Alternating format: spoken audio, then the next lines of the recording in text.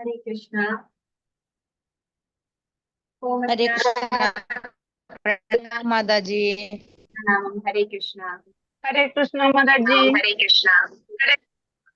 हरे कृष्णा। ओम ज्ञानतिमिरान्धस्य ज्ञानांशनाशलाकया चक्षुरुन्मीलितं येन तस्मै श्रीगुरवे नमः। श्रीचैतन्यमनोभीष्टं स्थापितं येन भूतले स्वयं रूपकथा मह्यं ददाति स्वपदान्तिकं वन्देऽहं श्रीगुरो श्रीयुतपथकमलं श्रीगुरुन् वैष्णवांश श्रीरूपं साग्रजातं सहगणरघुनाथान्वितं तं सजीवं साद्वैतं सावधूतं परिजनसहितं कृष्णचैतन्यदेवं श्रीराधा कृष्णपादान् सहगणललिता श्रीविशाखान्वितांश्च नमः ॐ विष्णुपादाय कृष्णपृष्ठाय भूतले श्रीमते भक्तिवेदान्तस्वामिने नामिने नमस्ते सारस्वते देवे गौरवाणि प्रचारिणे निर्विशेषशून्यवादी पाश्चात्यदेशतारिणे वाञ्छाकल्पतरुभ्यश्च कृपा सिन्धुभ्य एव च पतितानां पावनेभ्यो वैष्णवेभ्यो नमो नमः। हे कृष्णा करुणा सिन्धो दीनबन्धो जगत्पदे गोपेश गोपिका कान्ता राधा कान्ता नमोस्तुते तप्त काञ्चन गौरङ्गी राधे वृन्दावनेश्वरी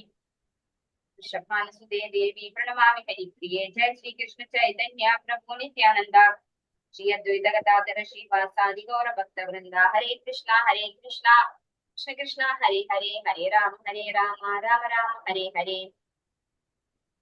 ഹരേ കൃഷ്ണ. ശ്രീ രാധാ ഗോവിന്ദ കോൺവെന്റിന്റെ ലെവൽ 2 ഭഗവത്ഗീത ക്ലാസ്സിലേക്ക് എല്ലാ ഭക്തന്മാർക്കും സ്വാഗതം. ഹരേ കൃഷ്ണ.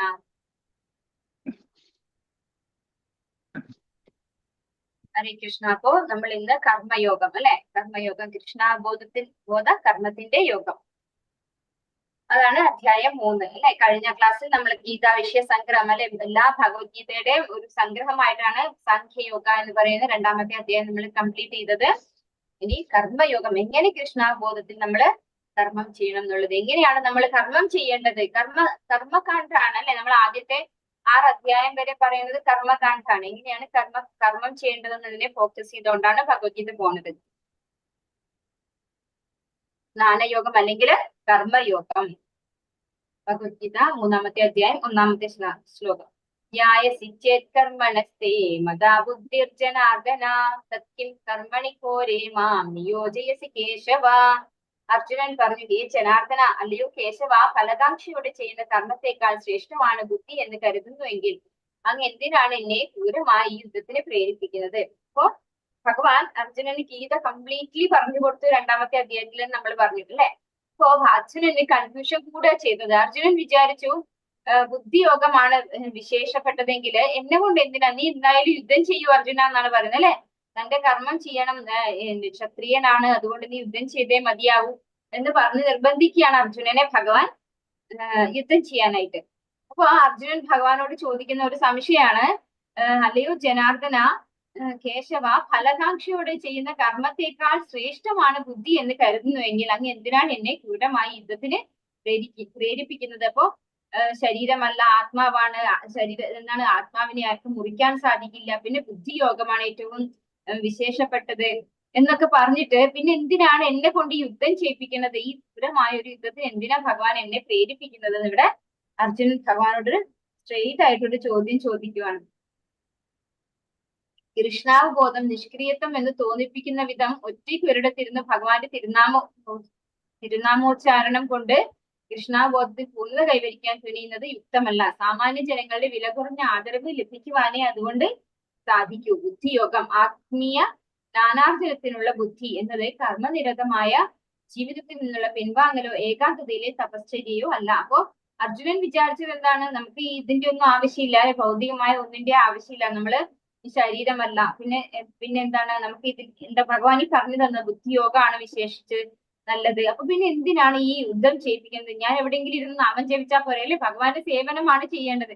എവിടെയെങ്കിലും ഇരുന്ന് നാമം ജപിച്ചാൽ പോരെ, എന്നെ കൊണ്ട് എന്തിനാണ് ഈ ഘോരമായിട്ടുള്ള യുദ്ധം ചെയ്യിപ്പിക്കുന്നത് എന്നുള്ളൊരു സംശയം വരികയാണ്. അപ്പോ പ്രഭുപാദർ പർപ്പോട്ടിൽ പറയാണ്, ഇത് നിഷ്ക്രിയത, അതായത് എവിടെയെങ്കിലും ഒരു സൈഡിൽ ഇരുന്ന് നാമം ജപിച്ചത് കൊണ്ട് അത് കൃഷ്ണാബോധമാകുന്നില്ല, അങ്ങനെ കൃഷ്ണാബോധത്തിൽ പൂർണ്ണത കൈവരിക്കാൻ സാധിക്കില്ല എന്നാണ് പറയുന്നത്.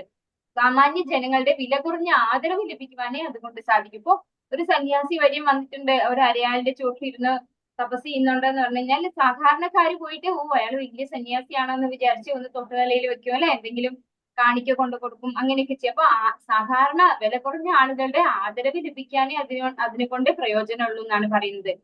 ബുദ്ധിയോഗം ആത്മീയ നാനാർത്ഥത്തിലുള്ള ബുദ്ധി എന്ത് കർമ്മനിരതമായ ജീവിതത്തിൽ നിന്നുള്ള പിൻവാങ്ങലോ ഏകാന്തതയിലെ തപശ്ചര്യോ അല്ല. അപ്പൊ നമ്മൾ ഒന്നും ജോലി ചെയ്യാതെ അതിൽ നിന്നൊക്കെ വിഡ്രോ ചെയ്യുന്നത് അല്ലെങ്കിൽ പിൻവലിക്കുന്നതല്ല ബുദ്ധിയോഗം എന്ന് പറയുന്നു. അതുപോലെ ഏകാന്തതയിലെ തപശ്ചര്യയും അല്ല.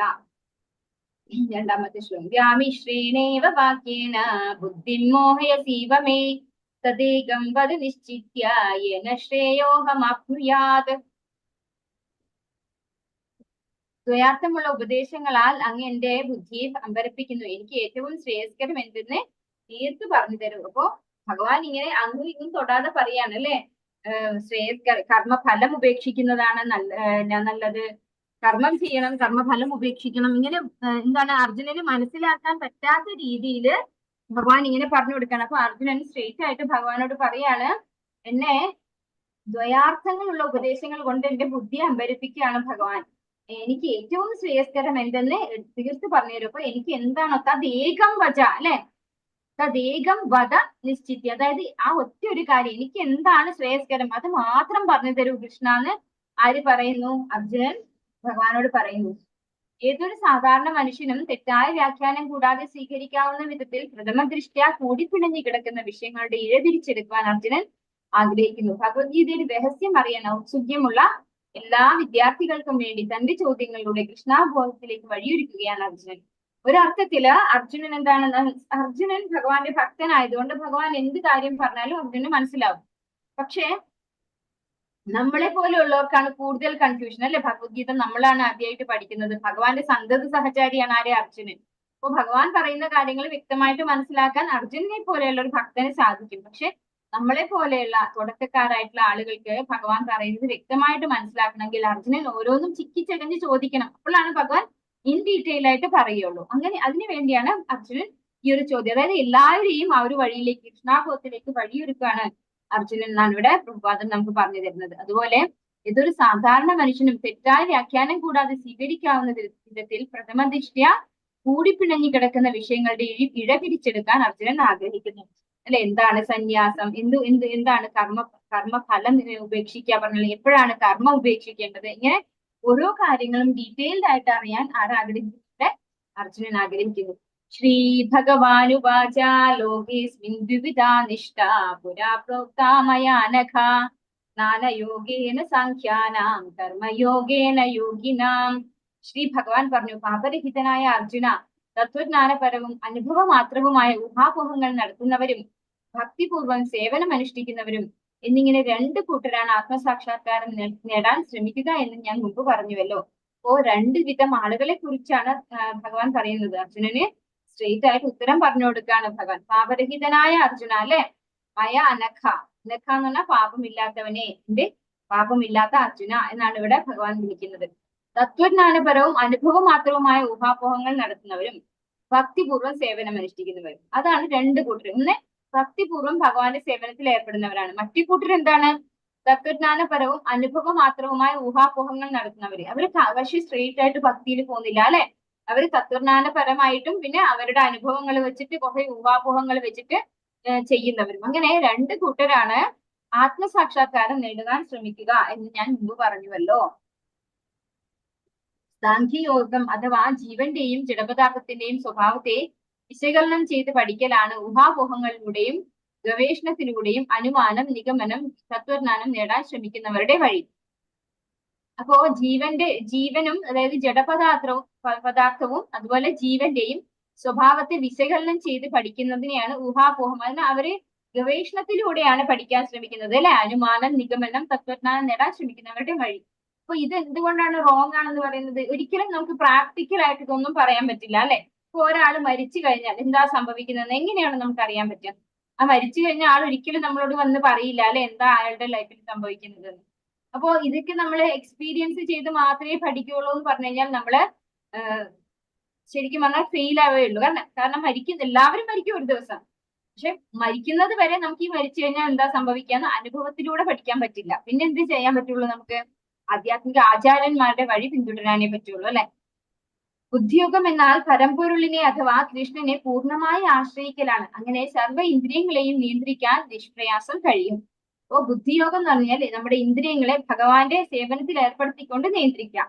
ഭഗവാനെ ആശ്രയിച്ച് ഭഗവാന്റെ കാരുണ്യത്തോടു കൂടി നമ്മൾ അതിനെ നിയന്ത്രിക്കാൻ നമുക്ക് സാധിക്കും. ജീവന് കൃഷ്ണനുമായുള്ള ബന്ധം എന്തെന്ന് ശരിക്കും മനസ്സിലാക്കുന്നതിൽ എത്തിക്കുന്ന എല്ലാ പ്രക്രിയയും അതാണ് എന്റെ ബുദ്ധിയോഗം എന്ന് പറയുന്നത്. ജീവന് കൃഷ്ണനുമായുള്ള ബന്ധം എന്തെന്ന് ശരിക്കും മനസ്സിലാക്കുന്നതിൽ എത്തിക്കുന്ന എല്ലാ പ്രക്രിയയും. തത്വശാസ്ത്രപരമായ അനുമാനം വളഞ്ഞ വഴിക്ക് കൃഷ്ണാബോധത്തിൽ എത്തിക്കുമ്പോൾ ഭക്തിയുത സേവനം നേർവഴിയിൽ കൃഷ്ണാബോധത്തിലേക്ക് എത്തിക്കുന്നു. തത്വശാസ്ത്രപരമായ അനുമാനം എന്ന് പറഞ്ഞു കഴിഞ്ഞാൽ അത് വളഞ്ഞ വഴിയാണ് അല്ലെ. അത് കൃഷ്ണാബോധത്തിൽ എത്തണമെങ്കിൽ എത്രയോ ജന്മാന്തരങ്ങൾ കഴിയണം. കാരണം അവർക്കും ഒരു ചാൻസ് കിട്ടും. എന്തുകൊണ്ടാണ്? അവരൊരു പരിശ്രമം നടത്തുന്നുണ്ട് അല്ലെ. ഒരു തെറ്റായ വഴിക്കാണെങ്കിലും ഭഗവാൻ എല്ലാവരുടെ ഉള്ളിലും പരമാത്മാവായിട്ടുണ്ട്. അപ്പൊ പല പല ജന്മങ്ങൾ കഴിയുമ്പോൾ അവർക്കും ഒരു പക്ഷേ ബഹൂനാം ജന്മനാമന്തേ നാനവാത്മാ പ്രപദ്യതേ എന്ന് പറഞ്ഞതുപോലെ അവർ ഒരുപാട് വർഷങ്ങൾ അല്ലെങ്കിൽ ഒരുപാട് ജന്മങ്ങൾ കഴിയുമ്പോൾ അവരും ഭഗവാന്റെ അടുത്തേക്ക് തന്നെയാണ് എത്തുക. പക്ഷെ ഭക്തിയുത സേവനം നേരിട്ട് ഭഗവാന്റെ സേവനത്തിലേക്ക് നമ്മളെ ഉൾപ്പെടുത്തലാണ്. കർമ്മണാമനാരംഭാത് നൈഷ്കർമ്മ്യം പുരുഷോഷ്ണുതേ സന്യസനാദേവ സിദ്ധിം സമധിഗച്ഛതി. കർമ്മം ചെയ്യുന്നതുകൊണ്ട് മാത്രം ആരും കർമ്മഫലങ്ങളിൽ നിന്ന് മുക്തരാകുന്നില്ല. സന്യാസം കൊണ്ട് മാത്രം ഒരാൾ പൂർണ്ണത നേടുകയുമില്ല.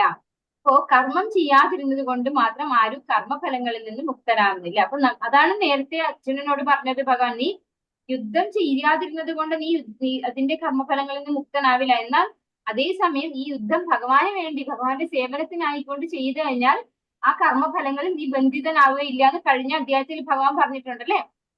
ഇവിടെ ഭഗവാൻ പറയുന്നതും അതേ കാര്യമാണ്. കർമ്മം ചെയ്യാതിരുന്നത് കൊണ്ട് ആരും കർമ്മഫലങ്ങളിൽ നിന്ന് മുക്തരാകുന്നില്ല. സന്യാസം കൊണ്ട് മാത്രം ഒരാൾ പൂർണ്ണത നേടുകയുമില്ല.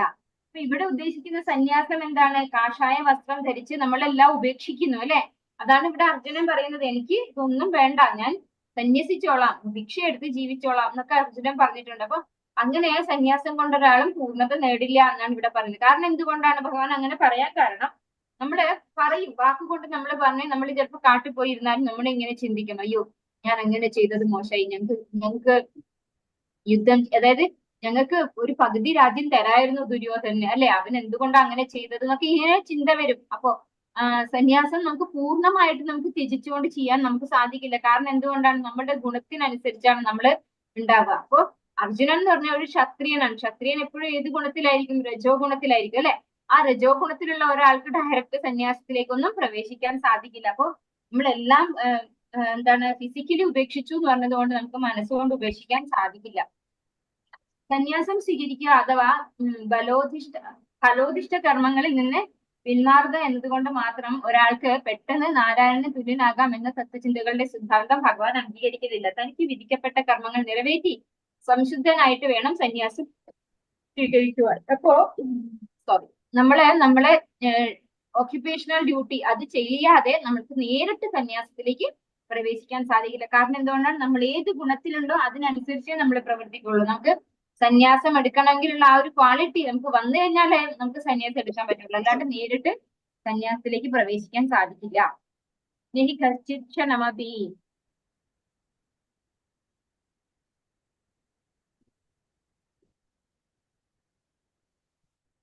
നെഹി കശ്ചിത് ക്ഷണമപി ജാതുതിഷ്ഠത്യ കർമ്മകൃത് കാര്യദേഹവശകർമ്മ സർവപ്രകൃതി ജൈർഗുണൈഹി. ഭൗതിക പ്രകൃതിയുടെ ത്രിഗുണങ്ങളിൽ നിന്നുളവാകുന്ന വാസനകൾക്കനുസരിച്ച് ഓരോ മനുഷ്യനും കർമ്മം ചെയ്യാൻ നിർബന്ധിതനാണ്. ആർക്കും ഒരൊറ്റ നിമിഷം പോലും കർമ്മത്തിൽ നിന്ന് ഒഴിഞ്ഞു നിൽക്കാനാവില്ല. അപ്പോ എന്താണ് നമ്മുടെ ജീവാത്മാവിന്റെ ഒരു സ്വഭാവം? ഭൗതിക പ്രകൃതിയുടെ ത്രിഗുണങ്ങളിൽ നിന്നുളവാകുന്ന വാസനകൾക്കനുസരിച്ച് ഓരോ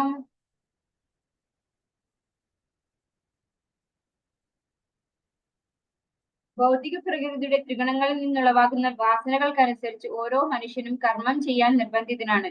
ആർക്കും ഒരൊറ്റ നിമിഷം പോലും കർമ്മത്തിൽ നിന്ന് ഒഴിഞ്ഞു നിൽക്കാനാവില്ല.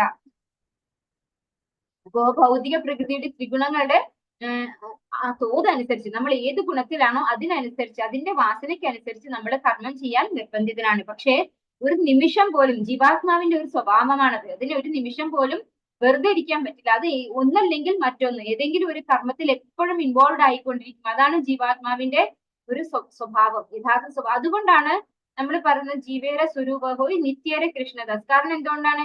വെറുതെ ഇരിക്കാൻ ജീവാത്മാവിന് സാധിക്കില്ല. അപ്പൊ അതിന് ഒരേ ഒരു കർമ്മം മാത്രമേ ഉള്ളൂ, അത് ഭഗവാന്റെ സേവനമാണ്. എപ്പോഴും പ്രവർത്തിച്ചു കൊണ്ടിരിക്കുക എന്നത് ജീവാത്മാവിന്റെ സ്വഭാവമാണ്. ആത്മാവിനാൽ പ്രവർത്തിക്കപ്പെടേണ്ട ഒരു ജഡവാഹനമാണ് ശരീരം.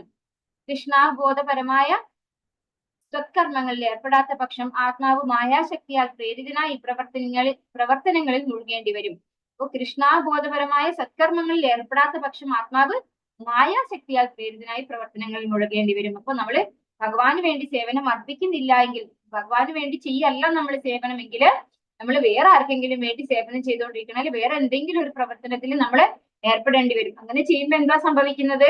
നമ്മൾ കർമ്മബന്ധനത്തിലാവും അല്ലെ. ഭഗവാന് വേണ്ടി കർമ്മം ചെയ്താൽ ബന്ധനമുക്തരാകും. ഭഗവാന്റെ അല്ലാതെ എന്ത് ഭൗതികമായുള്ള കർമ്മങ്ങൾ ചെയ്താലും നമ്മള് ബന്ധനത്തിൽ പെട്ടുപോവുകയാണ് ചെയ്യുക, ബന്ധനസ്ഥരാകുകയാണ് ചെയ്യുന്നത്. സന്യാസം ഉൾപ്പെടെയുള്ള ശുദ്ധീകരണ ചടങ്ങുകളെല്ലാം കൃഷ്ണാബോധമാകുന്ന അന്തിമ ലക്ഷ്യം പോകുവാൻ സഹായിക്കുന്നതേ ഉള്ളൂ. അപ്പോ കൃഷ്ണാബോധം എന്ന ഒരൊറ്റ ലക്ഷ്യം, അത് മാത്രമാണ് ഒരു സന്യാസം കൊണ്ട് നമുക്ക് ആവശ്യമുള്ളൂ അല്ലെ. അത് ഏറ്റവും ലാസ്റ്റ് പ്രോസസ് ആണ്. വർണ്ണാശ്രമ ധർമ്മത്തിലെ ഏറ്റവും അവസാനത്തെ പ്രോസസ്സാണ് സന്യാസം എന്ന് പറയുന്നത്. ഡയറക്റ്റ് നമുക്ക് സന്യാസത്തിലേക്ക് പ്രവേശിക്കാൻ പറ്റില്ല. കൃഷ്ണാബോധം ഇല്ലാത്ത പക്ഷം ഏതൊന്നും പരാജയം തന്നെ. അപ്പോ കൃഷ്ണാബോധം ഇല്ല എങ്കിൽ നമ്മൾ സന്യാസം സ്വീകരിച്ചിട്ടും പ്രയോജനം ഇല്ലാതും പരാജയത്തിലേക്ക് കലാശിക്കുന്നു. കർമ്മേന്ദ്രിയാണി സംയമ്യ ആസ്തേ മനസാ സ്മരൻ ഇന്ദ്രിയാർത്ഥാൻ വിമൂഢാത്മാ മിഥ്യാചാരസ ഉച്യതേ. കർമ്മേന്ദ്രിയങ്ങളെ നിയന്ത്രിച്ചാലും വിഷയങ്ങളിൽ മനസ്സിനെ വ്യാപരിപ്പിച്ചു കൊണ്ടിരിക്കുന്നവൻ സ്വയം ഭ്രമിപ്പിക്കുകയാണ്. കപട നാട്യക്കാരൻ എന്നാണ് അയാളെ പറയേണ്ടത്. കർമ്മേന്ദ്രിയങ്ങളെ നിയന്ത്രിച്ചാലും വിഷയങ്ങളിൽ മനസ്സിനെ വ്യാപരിപ്പിക്കുന്നവൻ, അതായത് അയാളെ കാണുമ്പോൾ അയാള് എല്ലാ ഇന്ദ്രിയങ്ങളെയും ഒഴിവാക്കിയിട്ടുണ്ടാവും. എന്താണ്? ഫോഴ്സ്ഫുള്ളിയാണ് നിയന്ത്രിക്കുന്നത് അതല്ലേ. പക്ഷെ മനസ്സുകൊണ്ട് അയാൾ എല്ലാ ഇന്ദ്രിയ വിഷയങ്ങളിലും സഞ്ചരിച്ചു കൊണ്ടിരിക്കുകയാണ്, അതിനെ വ്യാപരിച്ചു കൊണ്ടിരിക്കുകയാണ്. അങ്ങനെയാണെങ്കിൽ ആ വ്യക്തി കപട നാട്യക്കാരൻ എന്നാണ് പറയുന്നത്. അയാൾ സ്വയം ഭ്രമിപ്പിക്കുന്നത്. എന്തുകൊണ്ടാണ്? മനസ്സിനെ ഇന്ദ്രിയങ്ങളുടെ ഇതിലേക്ക് നമ്മൾ വ്യാപരിപ്പിച്ചുകൊണ്ടിരിക്കുന്നത്. പക്ഷെ ഇന്ദ്രിയങ്ങളെ നിയന്ത്രിക്കുന്നത് പോലെ അയാള് കപട നാട്യക്കാരൻ എന്നാണ് പറയുന്നത്. അയാൾക്ക് ഒരിക്കലും യഥാർത്ഥ ഇന്ദ്രിയ നിയന്ത്രണം സാധ്യമാവില്ല എന്നാണ് പറയുന്നത്. അങ്ങനെയുള്ള ആളിനെ കപട നാട്യക്കാരൻ എന്നാണ് പറയേണ്ടത്. കൃഷ്ണാബോധത്തോടെ പ്രവർത്തിക്കാതെ കപട നാട്യക്കാരായി ജ്ഞാനം അഭിനയിച്ചുകൊണ്ട് ഇന്ദ്രിയ സുഖങ്ങളിൽ മുഴുകുകയും അഭ്യസ്ത വിദ്യരായ അനുയായികളെ ഭോഷ്കു പറഞ്ഞ് കബളിപ്പിക്കാൻ ശുഷ്കമായ തത്വജ്ഞാനം പറഞ്ഞു നടക്കുന്ന ഇത്തരക്കാർ അറിവഞ്ചകരാണ്. നമ്മള് ഇന്നിപ്പോ ഏറ്റവും നല്ല എക്സാമ്പിൾ ഈ ഒരു ശ്ലോകത്തിന് ഇന്ന് കാലത്ത് കാണുന്ന സന്യാസിമാരുണ്ടാവും. നമ്മളോട് ഇതൊക്കെ പറയല്ലേ, വേദാന്തവും ഇതൊക്കെ പറയും. പക്ഷെ അവരുടെ പ്രവൃത്തി എന്തായിരിക്കും? നേരെ ഓപ്പോസിറ്റ് ആയിരിക്കും അല്ലെ. അവർ എല്ലാ ഇന്ദ്രിയ സുഖങ്ങളിലും ആസക്തരായിരിക്കും. പക്ഷെ പുറമെ അവര് എന്താ പറയാ, നല്ല സന്യാസിമാരെയൊക്കെ നമുക്ക് പത്രത്തിൽ എടുത്തു കഴിഞ്ഞാൽ നമുക്ക് ഓരോ സന്യാസിമാരെയൊക്കെ പോലീസുകാർ പിടിച്ചോണ്ട് പോകും അല്ലെ. എന്തുകൊണ്ടാണ്? അവര് പുറകില് ഇതിന്റെ മറവില് പല വൃത്തികെട്ട ഏർപ്പാടുകളും ചെയ്യുന്ന ആളുകളാണ്. അതുകൊണ്ടാണ് ഇവിടെ പറയുന്നത് കൃഷ്ണാബോധത്തോടെ പ്രവർത്തിക്കാതെ കപട നാട്യക്കാരനായി ജ്ഞാനം അഭിനയിച്ചുകൊണ്ട് ഇന്ദ്രിയ സുഖങ്ങളിൽ മുഴുകുകയും അഭ്യസ്ത വിദ്യരായ അനുയായികളെ ഭോഷ്കു പറഞ്ഞ് കബളിപ്പിക്കാൻ ശുഷ്കമായ തത്വജ്ഞാനം പറഞ്ഞ് നടക്കുന്ന ഇത്തരക്കാർ അറിവഞ്ചകരാണ്. യോഗി എന്ന് നടിക്കുകയും വിഷയങ്ങളെ അന്വേഷിക്കുകയും ചെയ്യുന്നത് കടുത്ത വഞ്ചനയാണ്. പാപിയായ ഒരാളുടെ അറിവിന്റെ ഫലങ്ങൾ ഭഗവാന്റെ മായാശക്തിയാൽ നഷ്ടപ്പെട്ടു പോകുന്നു.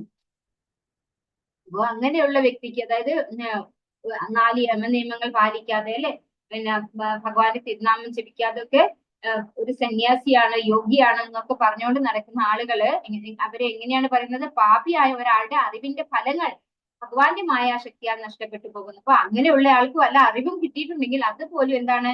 വെറും ഒരു സമയം പാഴാക്കലാണ് അല്ലെ. അതും അയാൾക്ക് നഷ്ടപ്പെട്ടു പോകും. ഇന്ദ്രിയാണി മനസാൻ യമ്യാരഭതി അർജുന കർമ്മേന്ദ്രിയൈ കർമ്മയോഗം അസക്തസ്സ വിശിഷ്യതേ. മറ്റൊരു തരത്തിൽ പറഞ്ഞാൽ ആത്മാർത്ഥത ഉള്ള ഒരാൾ പ്രവർത്തന നിരതമായ ഇന്ദ്രിയങ്ങളെ മനസ്സിനാൽ നിയന്ത്രിക്കാൻ ശ്രമിച്ചുകൊണ്ട് ആസക്തി കൂടാതെ കൃഷ്ണാബോധപരമായ കർമ്മങ്ങളിൽ ഏർപ്പെടുകയാണെങ്കിൽ അയാളാണ് അത്യുത്തമൻ. അപ്പോ ആരാണ് അത്യുത്തമൻ? ആത്മാർത്ഥതയുള്ള ഒരാൾ പ്രവർത്തന നിരതമായ ഇന്ദ്രിയങ്ങൾ, അതായത് എപ്പോഴും ഇന്ദ്രിയങ്ങൾ എന്താണ്? എപ്പോഴും വർക്ക് ചെയ്തുകൊണ്ടിരിക്കുന്നതാണ് അല്ലെ. പ്രവർത്തന നിരതമായ ഇന്ദ്രിയങ്ങളെ മനസ്സുകൊണ്ട് നിയന്ത്രിക്കണം അല്ലെ. മനസ്സിൽ അതിനെ വിഷയങ്ങളിൽ വ്യാപരിപ്പിച്ച് നമ്മൾക്ക് അതിനൊന്നും താല്പര്യം ഇല്ല എന്ന് പറഞ്ഞു കഴിഞ്ഞാൽ ആ വ്യക്തി എന്താണ്? കപട നാട്യക്കാരനായി പോകും. അപ്പൊ അങ്ങനെ മനസ്സുകൊണ്ട് അതിനെ നിയന്ത്രിച്ച് ആസക്തി കൂടാതെ കൃഷ്ണാബോധപരമായ കർമ്മങ്ങളിൽ ഏർപ്പെടുക. അപ്പൊ നമ്മുടെ ഇന്ദ്രിയങ്ങളെ നമ്മൾ ഭഗവാന്റെ സേവനത്തിൽ ഏർപ്പെടുത്താം. അയാളാണ് അത്യുത്തമൻ. അതായത് ഇപ്പോ എക്സാമ്പിൾ പറയുകയാണെങ്കിൽ, ഇപ്പൊ എനിക്കൊരു പായസം കുടിക്കാൻ ഇഷ്ടമാണ്. നമ്മൾ ആ പായസം കുടിക്കണം. പക്ഷെ ആളുകളുടെ മുന്നിൽ എന്താണ്, ഞാൻ വിരക്തിയുള്ള ആളാണെന്ന് ബോധ്യപ്പെടുത്തും. പക്ഷെ ഞാൻ മറയത്ത് എനിക്ക് വേണ്ടുന്നതൊക്കെ ഞാൻ ചെയ്യും. പക്ഷെ അതിന് പകരം എനിക്ക് പായസം കുടിക്കാൻ ആഗ്രഹം ഉണ്ടെങ്കിൽ എന്റെ ഭഗവാന് പായസം നിവേദിക്കാം. ആ പായസം പ്രസാദമായിട്ട് നമ്മൾ കഴിക്കുക. അപ്പൊ എന്താണ്, നമ്മൾ നമ്മുടെ ഇന്ദ്രിയങ്ങളെ അതിന്റെ ഇഷ്ടത്തിന് വിടുന്നില്ല. നമ്മൾ ഭഗവാന്റെ ഇഷ്ടമാണ് കഴിക്കുന്നത് അല്ലെ, ഭഗവാന്റെ പ്രസാദാണ്, ഇഷ്ടമാണ്, പായസം കുടിക്കണം എന്നുള്ള ആഗ്രഹമുണ്ട്. പക്ഷെ അപ്പോഴും ഭഗവാന്റെ സേവനത്തിൽ ഏർപ്പെട്ടുകൊണ്ട് നമ്മളത് ചെയ്യുകയാണെങ്കിൽ നമുക്ക് ക്രമേണയെങ്കിലും നദിയിലേക്ക് വരാൻ സാധിക്കും. ഒരു ഗൃഹസ്ഥന് പോലും തന്റെ പ്രവൃത്തിയിൽ ഉറച്ചു നിന്നുകൊണ്ട് കൃഷ്ണാബോധപരമായ സേവന കർമ്മത്തിലൂടെ ഭൗതിക ബന്ധനങ്ങളിൽ നിന്ന് മോചനം നേടുക എന്ന ജീവിത ലക്ഷ്യം നിറവേറ്റി ദൈവ സാമ്രാജ്യം പ്രാപിക്കാം. പൊള്ളയായ ആത്മീയവാദം കൊണ്ട് നിഷ്കളങ്കരായ പൊതുജനങ്ങളെ കബളിപ്പിക്കുന്നവനേക്കാൾ ഭേദപ്പെട്ടവനാണ് ശാസ്ത്ര അനുഷ്ഠിതമായ നിയന്ത്രിത ജീവിതം നയിക്കുകയും അനാസക്തനായി പ്രവർത്തിച്ചുകൊണ്ട് ആത്മസാക്ഷാത്കാരത്തിന് വേണ്ടി പുരോഗമിക്കുകയും ചെയ്യുന്നയാൾ എന്ന് ഭഗവാൻ പറയുന്നു. ഇപ്പോ ഇവിടെ ഒരു ഗൃഹസ്ഥൻ എങ്ങനെയാണ് തന്റെ പ്രവർത്തനത്തിൽ ഉറച്ചു നിന്നുകൊണ്ട് ഭഗവാന്റെ സേവനത്തിൽ ഏർപ്പെടുത്താൻ പറ്റും? നമുക്കൊരു എക്സാമ്പിൾ എടുക്കാം. ഒരു വീട്ടമ്മയുടെ കാര്യം. ഒരു വീട്ടമ്മ എന്താ ചെയ്യുന്നത്? ഒരു ദിവസത്തെ അവരുടെ ജോലി എങ്ങനെയാണ്? രാവിലെ ഉറങ്ങി എഴുന്നേറ്റ തൊട്ട് ഭർത്താവിന് വേണ്ടുന്ന ഭക്ഷണം ഉണ്ടാക്കണം, മക്കൾക്ക് ഭക്ഷണം ഉണ്ടാക്കണം, മക്കളെ കുളിപ്പിച്ച് സ്കൂളിലേക്ക് വിടണം അല്ലെ, അവിടെ ലഞ്ച് ബോക്സ് കൊടുത്തുകൊണ്ട് ഇങ്ങനെ ഒരു വീട്ടമ്മ ഫുള്ളി ബിസിയാണ്. അപ്പൊ അവർക്ക് എങ്ങനെയാണ് കൃഷ്ണബോധത്തിൽ പ്രവർത്തിക്കാൻ പറ്റുക? അവർക്ക് മക്കൾക്ക് കൊടുക്കുന്ന ഭക്ഷണം അത് ഭഗവാന് വേണ്ടിയിട്ട് വിചാരിച്ചുകൊണ്ട് ഭക്ഷണം പാകം ചെയ്ത് ഭഗവാന് നിവേദിച്ച് അവർക്ക് പ്രസാദമായിട്ട് ഭക്ഷണം കൊടുത്തു വിടാം അല്ലെ. ഭർത്താവിനാകട്ടെ, കുട്ടികൾക്കാവട്ടെ അല്ലെ, എല്ലാവർക്കും. അതുപോലെ തന്നെ ഇവരുടെ വീട്ടില് ഇവരുടെ എന്താ പറയാ, ഡ്രസ്സ് വാഷ് ചെയ്യണം, വീട് ക്ലീൻ ചെയ്യണം, അതൊക്കെ നമുക്ക് ചെയ്യാനുള്ള ജോലിയാണ് അല്ലെ. അപ്പൊ അതൊക്കെ നമുക്ക് ഭഗവാന്റെ സേവനത്തിൽ എങ്ങനെ ഉൾപ്പെടുത്താൻ പറ്റാം? ഇവരൊക്കെ എന്താണ്, ഭഗവാന്റെ ശാശ്വത അംശങ്ങളാണ് അല്ലെ. ഭഗവാൻ എന്നെ ഏൽപ്പിച്ചതാണ് ഈ കുട്ടികളെ സംരക്ഷിക്കാൻ. ഒരു അമ്മയുടെ സ്നേഹം കൊടുത്തുകൊണ്ട്, ഒരു അമ്മയുടെ പരിചരണം കൊടുത്തുകൊണ്ട് സംരക്ഷിക്കാൻ ഏൽപ്പിച്ചിരിക്കുന്നതാണ് എന്ന് മനസ്സിലാക്കിക്കൊണ്ട് അവരും ഭഗവാന്റെ ശാശ്വത അംശങ്ങളാണ്, അവരും ഭഗവാന്റെ നാളെ വൈഷ്ണവരാവേണ്ടവരാണ് അവരും എന്ന് കരുതിക്കൊണ്ട് അവർക്ക് സേവനം ചെയ്യാം. അതായത് ഭഗവാനെ മുൻനിർത്തിക്കൊണ്ട് ഭഗവാൻ ഏൽപ്പിച്ച ഒരു ജോലി ചെയ്യുന്ന പോലെ, ഒരു കർത്തവ്യ നിർവഹണം പോലെ അത് ചെയ്യാൻ സാധിക്കും. അപ്പൊ അങ്ങനെ അവർക്ക് ഈ ബന്ധനങ്ങളിൽ നിന്ന് മോചനം നേടാൻ സാധിക്കും. അതുപോലെ ഒരു ഗൃഹസ്ഥൻ എന്താ ചെയ്യാം? അദ്ദേഹം ജോലിക്ക് പോകേണ്ട ആളായിരിക്കും അല്ലെ. രാവിലെ അദ്ദേഹം കൃഷ്ണാബോധത്തിലുള്ള ആളാണെങ്കിൽ അയാൾക്ക് തീർച്ചയായിട്ടും ഇത് ഭഗവാൻ എന്നെ ഏൽപ്പിച്ച എന്റെ ഈ ഒരു കുടുംബത്തെ നിലനിർത്തുക എന്നുള്ളത് എനിക്ക് ഭഗവാൻ തന്ന ഡ്യൂട്ടിയാണ്. ഞാനൊരു ഗൃഹസ്ഥനാണ്, അപ്പൊ എനിക്ക് ജോലിക്ക് പോയേ പറ്റും. ഭഗവാന് സമർപ്പിച്ചുകൊണ്ട് ജോലി ചെയ്യാം. ആ കിട്ടുന്ന വരുമാനത്തിന്റെ ഒരു പങ്ക് അല്ലെ, ഒരു ചെറിയ ശതമാനമെങ്കിലും നമുക്ക് ഭഗവാന്റെ സേവനത്തിലേക്ക്, അതായത് ഭഗവാന് വേണ്ടുന്ന ആരതി ചെയ്യാനുള്ള നെയ്യ് വാങ്ങിക്കാം, അമ്പലത്തിലേക്ക് ഡൊണേഷൻ ചെയ്യാം. അതുപോലെ ഭഗവാന്റെ കാര്യങ്ങളിൽ നമുക്ക് കുറച്ച് പണം ഭഗവാന്റെ കാര്യങ്ങൾക്ക് വേണ്ടിയും കൂടെ ചെലവാക്കുമ്പോൾ അവിടെ എന്തായി, നമ്മൾ കൃഷ്ണാബോധത്തില് പ്രവർത്തിക്കുന്നവരായി. പൊള്ളയായ ആത്മീയവാദം കൊണ്ട് നിഷ്കളങ്കരായ പൊതുജനങ്ങളെ കബളിപ്പിക്കുന്നതിനേക്കാൾ ഭേദപ്പെട്ടവനാണ് ശാസ്ത്രാനുസൃതമായ നിയന്ത്രിത ജീവിതം നയിക്കുന്നത്. അതായത് എക്സാമ്പിൾ പറയുകയാണെങ്കിൽ ഇപ്പൊ ഒരു സന്യാസി, അദ്ദേഹം അവിഹിതമായിട്ട് പലതും ചെയ്യുന്നു. അതിനേക്കാൾ ഭേദമാണ് ഒരു നിയന്ത്രിതമായിട്ട് നമുക്ക് എല്ലാ കാര്യങ്ങളിലും ഇടപെടാം ഒരു വിവാഹ ജീവിതത്തിലൂടെ കടന്നുപോയാൽ അല്ലെ. അപ്പൊ അത് നിയന്ത്രിതമായിക്കൊണ്ടാണ്, ഒരു വ്യക്തി മാത്രമേ ഉണ്ടാവുള്ളൂ നമ്മുടെ ജീവിതത്തിൽ. അപ്പൊ നിയന്ത്രിതമായിട്ട് നമുക്ക് എല്ലാം ആസ്വദിക്കാം നമ്മളൊരു വിവാഹ ജീവിതത്തിലൂടെ പോവുകയാണെങ്കിൽ. അപ്പൊ മറ്റൊരു സന്യാസി, അതായത് ചീത്ത പ്രവർത്തികൾ ചെയ്യുന്ന ഒരു സന്യാസിയേക്കാൾ ഉത്കൃഷ്ടനാണ് നിയന്ത്രിതമായിട്ട് ഇതൊക്കെ ആസ്വദിച്ചാണെങ്കിലും ഒരു ഗൃഹസ്ഥ ജീവിതം നയിക്കുന്ന വ്യക്തി എന്ന് പറയുന്നു ഇവിടെ. നിയതം കുരുകർമ്മത്വം കർമ്മജ്ഞായോ ഹ്യകർമ്മണഃ ശരീരയാത്രാപിചതേന പ്രസിദ്ധ്യേത കർമ്മണഃ. നിനക്ക് വിധിക്കപ്പെട്ടിട്ടുള്ള കർമ്മം ചെയ്യുക.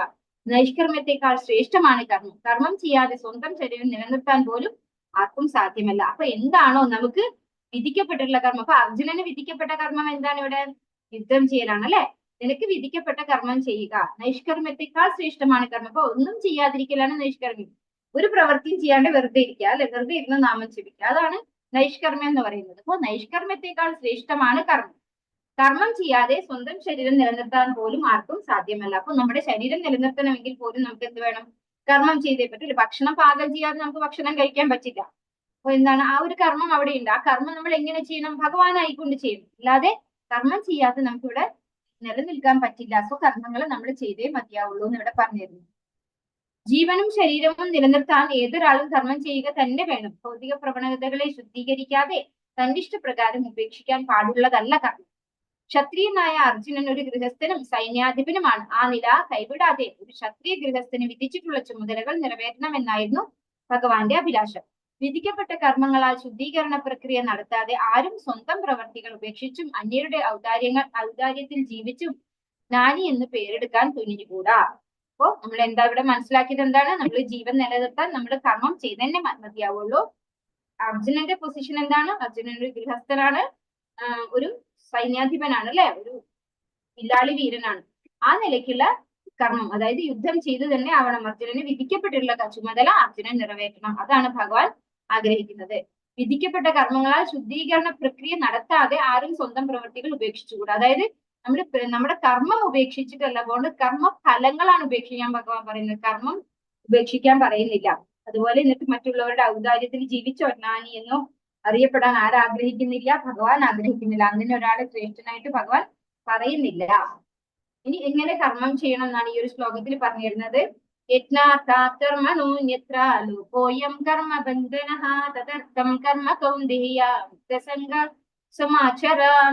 കർമ്മം വിഷ്ണുവിനായുള്ള യജ്ഞം എന്ന നിലയിൽ അനുഷ്ഠിക്കേണ്ടതാണ്, അല്ലെങ്കിൽ അത് മനുഷ്യനെ ഭൗതിക ലോകത്തോട് കൂടുതൽ ബന്ധിതനാക്കുകയേ ഉള്ളൂ. കുന്തിപുത്ര, നിന്റെ നിർദ്ദിഷ്ട കർമ്മങ്ങളെ ഭഗവാന്റെ സംതൃപ്തിക്കായി നിർവഹിക്കുക. അങ്ങനെ ചെയ്താൽ നിനക്ക് എന്നെന്നും ബന്ധമുക്തനായിരിക്കാം. അപ്പൊ എങ്ങനെയാണ് കർമ്മം ചെയ്യേണ്ടത്? വിഷ്ണുവിനായുള്ള യജ്ഞം എന്ന നിലയിൽ, യജ്ഞാർത്ഥാത് കർമ്മണോ, അങ്ങനെയാണ് ഭഗവാൻ പറയുന്നത്. ഭഗവാനുള്ള യജ്ഞമായിട്ട് നമ്മൾ ഓരോ കർമ്മങ്ങളും നമ്മൾ എന്ത് ചെയ്യുന്നുണ്ടെങ്കിൽ അതൊക്കെ ഭഗവാന് സമർപ്പിച്ചുകൊണ്ട് ചെയ്യാം. അല്ലെങ്കിൽ അത് മനുഷ്യനെ ഭൗതിക ലോകത്തോട് കൂടുതൽ ബന്ധിക്കുകയേ ഉള്ളൂ. നമ്മള് ഈ ഭൗതിക ലോകവുമായിട്ട് ബന്ധിച്ചു പോകും.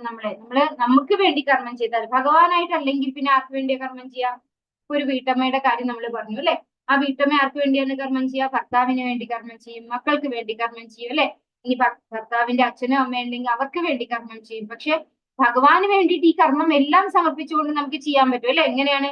എല്ലാവരുടെ ഉള്ളിലും ഭഗവാൻ ഉണ്ട്, അല്ലെ? ഭഗവാൻ ചെയ്യുന്ന ഒരു സേവനമായിക്കൊണ്ട്, ഇതാണ് എനിക്ക് ഈ ഒരു സേവനത്തിന് പുറത്ത് കടക്കാൻ പറ്റില്ല, അപ്പൊ ഈ സേവനം ഭഗവാൻ സമർപ്പിച്ചുകൊണ്ട് ചെയ്യുക. അങ്ങനെയല്ല എങ്കിൽ ഈ ഭൗതിക ലോകത്തോട് കൂടുതൽ ബന്ധിക്കുകയുള്ളത്. എങ്ങനെയാണ് ഈ ബന്ധനം വരിക? നമ്മളിപ്പോ കുട്ടികൾക്ക് വേണ്ടി ഒരുപാട് സാക്രിഫൈസ് ഒക്കെ ചെയ്തിട്ടായിരിക്കും അമ്മമാര് ജോലി ചെയ്യുന്നുണ്ടാവുക, അല്ലെ? അപ്പൊ കുറച്ച് കഴിഞ്ഞ് കുട്ടികൾ വലുതായി കഴിഞ്ഞാൽ അവരുടെ പാട്ടിന് പോകും. അവർ ഈ അമ്മയോ അച്ഛനെയോ ചിലപ്പോൾ സംരക്ഷിച്ചു എന്ന് വരണമെന്നില്ല, അവർ ചിലപ്പോൾ ഇതായിട്ട് ചെയ്യില്ല. അപ്പൊ നമ്മൾ എന്ത് പറയോ, ഞാൻ ഒരുപാട് കഷ്ടപ്പെട്ടാണ് ഞാൻ പണിയെടുത്തത്, എന്നിട്ട് ഇപ്പൊ നോക്കി അവൻ എന്നെ നോക്കുന്നില്ല, അല്ലെങ്കിൽ അവൻ എനിക്ക് അത് തരുന്നില്ല, അവൻ എന്നോട് മിണ്ടുന്നില്ല, ഇങ്ങനെയൊക്കെ ആവും ഓരോ അമ്മമാരുടെ പരാതി ഉണ്ടാവുക, അല്ലെ? അതാണ് അതായത് കർമ്മത്താൽ ബന്ധിക്കപ്പെടുക എന്ന് പറയുന്നത് അതാണ്. പക്ഷെ നമ്മൾ നേരെ മറിച്ചിപ്പോ അവർക്ക് വേണ്ടിയല്ല, ഭഗവാന് വേണ്ടിയാണ് കർമ്മം ചെയ്തതെങ്കിലോ നമ്മൾക്ക് അങ്ങനെ ഒരു പ്രതീക്ഷയുടെ ആവശ്യമില്ല. നമ്മളെ ആരാണ് സംരക്ഷിക്കുന്നത്? ഭഗവാനാണ്. ഭഗവാനാൽ മക്കളെ സംരക്ഷിക്കാൻ എന്നെ ഇൻസ്ട്രുമെന്റ് ആക്കിയതുപോലെ എന്നെ സംരക്ഷിക്കാൻ ഇപ്പൊ മക്കൾ അല്ലെങ്കിൽ വേറൊരാളെ ഭഗവാൻ ഇൻസ്ട്രുമെന്റ് ആക്കും, അല്ലെ? അതല്ലെങ്കിൽ എന്താണ്? എനിക്ക് സ്വയം എന്നെ സംരക്ഷിക്കാനുള്ള ഒരു കഴിവ് ഭഗവാൻ തരും. അതായത് അതിനുള്ള ഒരു സിറ്റുവേഷൻ, ഒരു ആരോഗ്യം എനിക്ക് തരും, അല്ലെ? ബുദ്ധി എനിക്ക് തരും. അതൊക്കെ ഭഗവാന് തരാൻ സാധിക്കുന്നതേ ഉള്ളൂ. അപ്പൊ എന്നെ സംരക്ഷിക്കുന്നത് എന്റെ മക്കളോ എന്റെ ഭർത്താവോ അല്ല, എന്റെ ഭഗവാനാണെന്ന് ബോധ്യമുള്ള ഒരു അമ്മയ്ക്ക് ഈ ഒരു കംപ്ലൈന്റിന്റെയോ പ്രതീക്ഷയുടെയോ ആവശ്യമില്ല. അപ്പൊ നമ്മൾ ഈ ജോലി ചെയ്യുന്നത് ആർക്ക് വേണ്ടിയായിരിക്കണം? ഭഗവാന് വേണ്ടി ചെയ്യുന്നത്. നമ്മുടെ കുട്ടികൾക്കോ അല്ലെങ്കിൽ നമ്മുടെ ഭർത്താവിനോ ഒക്കെ വേണ്ടി ചെയ്തു കഴിഞ്ഞാൽ കുറച്ച് കഴിയുമ്പോൾ അവർ തിരിയുമ്പോൾ നമുക്ക് കംപ്ലൈന്റ് ആയിരിക്കും വരിക. ഇതാണ് കർമ്മബന്ധനത്തിൽ കുരുങ്ങുന്നു എന്ന് പറയുന്നത്. നമ്മൾ അവരെയാണ് ആശ്രയിക്കുന്നത്. അവര് നമ്മളടുത്ത് തെറ്റായി വരുമ്പോൾ നമുക്ക് അവരോട് പരാതിയാവും, പരിഭവമാവും, സങ്കടാവും, ദുഃഖാവും, അല്ലെ? പക്ഷെ ഇങ്ങനെ ഭഗവാന് വേണ്ടി കർമ്മം ചെയ്താൽ ഇതിന്റെ ഒന്നും ആവശ്യമില്ല. എന്നെ സംരക്ഷിക്കുന്നത് എന്റെ ഭഗവാനാണെന്ന് വ്യക്തമായ ബോധ്യം ആർക്കുണ്ടാവും? കൃഷ്ണാബോധത്തിൽ പ്രവർത്തിക്കുന്ന ഒരു ഭക്തനുണ്ടാവും. കുന്തിപുത്ര, നിന്റെ നിർദ്ദിഷ്ട കർമ്മങ്ങളെ ഭഗവാന്റെ തൃപ്തിക്കായി നിർവഹിക്കുമ്പോൾ ഭഗവാനാണ് തൃപ്തനാകേണ്ടത്. അല്ലാണ്ട് ഞാൻ ഒരു കർമ്മം ചെയ്തിട്ട് എന്റെ മക്കളോ ഭർത്താവോ തൃപ്തനാവണമെന്നല്ല, ഭഗവാൻ തൃപ്തനാവണം. അങ്ങനെ ചെയ്താൽ നിനക്ക് എന്നെന്നും ബന്ധമുക്തനായിരിക്കാം. അപ്പോ ബന്ധമുക്തനായിട്ട് നമുക്ക് ഒന്നിനോടും ഒരു അറ്റാച്ച്മെന്റ് ഇല്ലാതെ ഡിറ്റാച്ച്ഡ് ആയിട്ട് നമുക്ക് ഇരിക്കാൻ പറ്റും. യജ്ഞം എന്നാൽ വിഷ്ണു ഭഗവാൻ അല്ലെങ്കിൽ യാഗാനുഷ്ഠാനം എന്നർത്ഥം. എല്ലാ യജ്ഞാചരണങ്ങളും ശ്രീ വിഷ്ണുവിന്റെ സംതൃപ്തിക്ക് വേണ്ടിയാണ്. വർണ്ണാശ്രമ വ്യവസ്ഥയുടെ ലക്ഷ്യവും വിഷ്ണുവിനെ തൃപ്തിപ്പെടുത്തലാണ്. വിഷ്ണു പ്രീതിക്ക് വേണ്ടിയാണ് മനുഷ്യൻ കർമ്മം ചെയ്യേണ്ടത്. മറ്റു വിധത്തിലുള്ള ഏത് പ്രവൃത്തിയും ഭൗതിക ലോകത്തിൽ ബന്ധന കാരണമായി തീരുമെന്നതിനാൽ പാപകർമ്മത്തിനും പുണ്യകർമ്മത്തിനും ഉണ്ട് പ്രതികരണങ്ങൾ. ഏതു തരം പ്രതികരണവും കർത്താവിനെ ബന്ധനത്തിൽപ്പെടുത്തും. കൃഷ്ണാബോധത്തോടെ കർമ്മം നിർവഹിച്ചു കൊണ്ടിരുന്നയാൾ മുക്താവസ്ഥയിലാണ്. കൃഷ്ണാബോധത്തോടെയുള്ള പ്രവർത്തനങ്ങൾ കർമ്മഫലങ്ങളിൽ നിന്ന് മുക്തി നേടി ഒരാളെ ദിവ്യപ്രോക്തമായ ഭഗവത് സേവനത്തിലേക്ക് ഉയർത്തുകയും ഭഗവത് ധാമത്തിലേക്ക് എത്താൻ യോഗ്യനാക്കുകയും ചെയ്യും. അപ്പോൾ എങ്ങനെയാണ് കർമ്മം ചെയ്യേണ്ടതെന്ന് മാത്രമാണ് ഈ ഒരു ശ്ലോകത്തിൽ പറഞ്ഞു തരുന്നത്. നമ്മൾ ഭഗവാന് വേണ്ടി യജ്ഞം എന്ന നിലയിൽ നമ്മൾ കർമ്മം ചെയ്യണം. അതല്ല നമ്മൾ നമുക്ക് വേണ്ടി കർമ്മം ചെയ്യുന്നില്ലേ, നമ്മുടെ സ്വന്തം ബന്ധങ്ങൾക്ക് വേണ്ടി നമ്മൾ കർമ്മം ചെയ്താൽ നമ്മൾ ബന്ധനത്തിൽ പെടുകയാണ് ചെയ്യുക. ഭഗവാന് വേണ്ടി കർമ്മം ചെയ്യുമ്പോൾ നമ്മൾ ബന്ധനമുക്തരാകുന്നു. ബന്ധനമുക്തരായ എന്താണ് ഭഗവത് ധാമത്തിലേക്ക് നമ്മളെ പോകാൻ യോഗ്യരായി മാറും. Yoga leader, yoga ladder.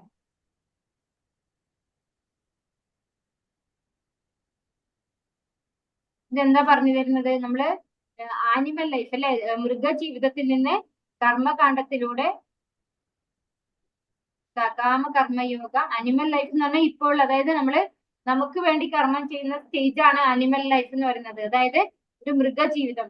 എന്താണ് മൃഗത്തിന് ചെയ്യാനുള്ളത്? 4 കാര്യങ്ങൾ: ആഹാര, നിദ്ര, ഭയം, മൈഥുനം. ഭഗവാന്റെ ഭക്തിയിലേക്ക് വരാത്ത ഏതൊരു വ്യക്തിയും എന്താണ് അനിമൽ ലൈഫാണ് പിന്തുടരുന്നത്. അത് കഴിഞ്ഞ് കർമ്മകാണ്ഡയിലേക്ക് അല്ലെ, കർമ്മം കാണ്ഡയിലേക്ക് പോകുന്നു. അത് കഴിഞ്ഞ് സകാമ കർമ്മയോഗ, അതായത് സകാമ ആഗ്രഹങ്ങളോടുകൂടി ഫലേച്ഛാ കർമ്മങ്ങൾ ചെയ്യുന്നതാണ് സകാമ കർമ്മയോഗ.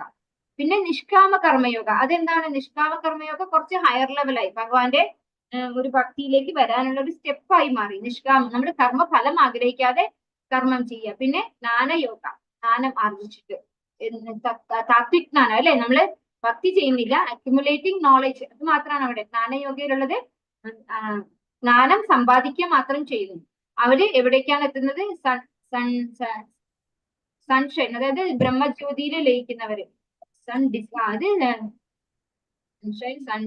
പ്ലാനറ്റ്. ഇത് സൂര്യപ്രകാശം, സൂര്യ ഉപരിതലം, പിന്നെ സൂര്യൻ എന്ന ഉപഗ്രഹം. ആ ഒരു ലെവലിലേക്ക് അവർ, നമ്മള് ബ്രഹ്മ, പരമാത്മ, ഭഗവാൻ, ഈ 3 തലത്തിനെ കുറിച്ച് നേരത്തെ പറഞ്ഞിട്ടുണ്ടല്ലോ. അപ്പൊ ബ്രഹ്മ തലത്തില് ഉള്ളവര് സൂര്യപ്രകാശത്തെ കുറിച്ച് അറിയുന്നത് പോലെ, പിന്നെ പരമാത്മ തലത്തിൽ ഭഗവാനെ അറിയുന്നവര് എന്താണ് ഭഗവാന്റെ ഉപരിതലം, ഭഗവാന്റെ അല്ല, സൂര്യന്റെ ഉപരിതലം, സൂര്യ ഉപരിതലം വരെ എത്തിയവരാണ്. അതിന്റെ എബോവ്, അതായത് ഭഗവാനായിട്ട് ഭക്തിയോഗ പ്രാക്ടീസ് ചെയ്യുന്നവരെന്താണ് സൂര്യന്റെ ഗ്രഹം, ആ ഉപഗ്രഹം മുഴുവനായിട്ട് അറിയുന്നത് പോലെ. ആ ഒരു ലെവലാണ് നമ്മൾ നേരത്തെ പറഞ്ഞിട്ടുള്ളതാണ് ഈ ഒരു കാര്യം.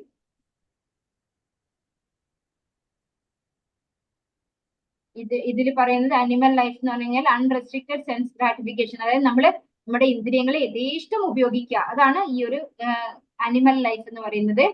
കർമ്മകാണ്ഡ എന്ന് പറഞ്ഞാൽ റെഗുലേറ്റഡ് സെൻസ് ഗ്രാറ്റിഫിക്കേഷൻ, അതായത് നിയന്ത്രിതമായിട്ട് നമ്മുടെ ഇന്ദ്രിയങ്ങളെ ഉപയോഗിക്കുന്നു.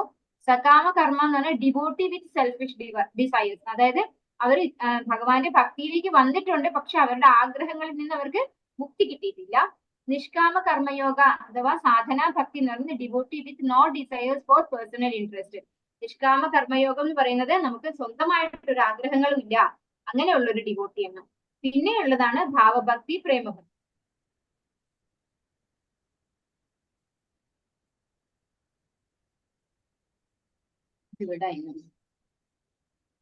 സഹ യജ്ഞാ പ്രജാ സൃഷ്ട പുരോവാച പ്രജാപതിഃ അനേന പ്രസവിഷ്യധ്വം കേശവോസ്ത്വിഷ്ട കാമതുക. സൃഷ്ടിയുടെ ആരംഭത്തിൽ പ്രജാപതി ദേവന്മാരെയും മനുഷ്യരെയും ഒപ്പം തന്നെ വിഷ്ണുവിനായുള്ള യജ്ഞങ്ങളെയും ഉത്പാദിപ്പിച്ച ശേഷം അവരെ ഇങ്ങനെ ആശീർവദിച്ചു: ഈ യജ്ഞത്തെ കൊണ്ട് നിങ്ങൾ സന്തുഷ്ടരാവുക, മോക്ഷപ്രാപ്തിക്കും സുഖജീവിതത്തിനും വേണ്ടുന്നതെല്ലാം ഇതിൽ നിന്ന് നിങ്ങൾക്ക് ലഭിക്കും.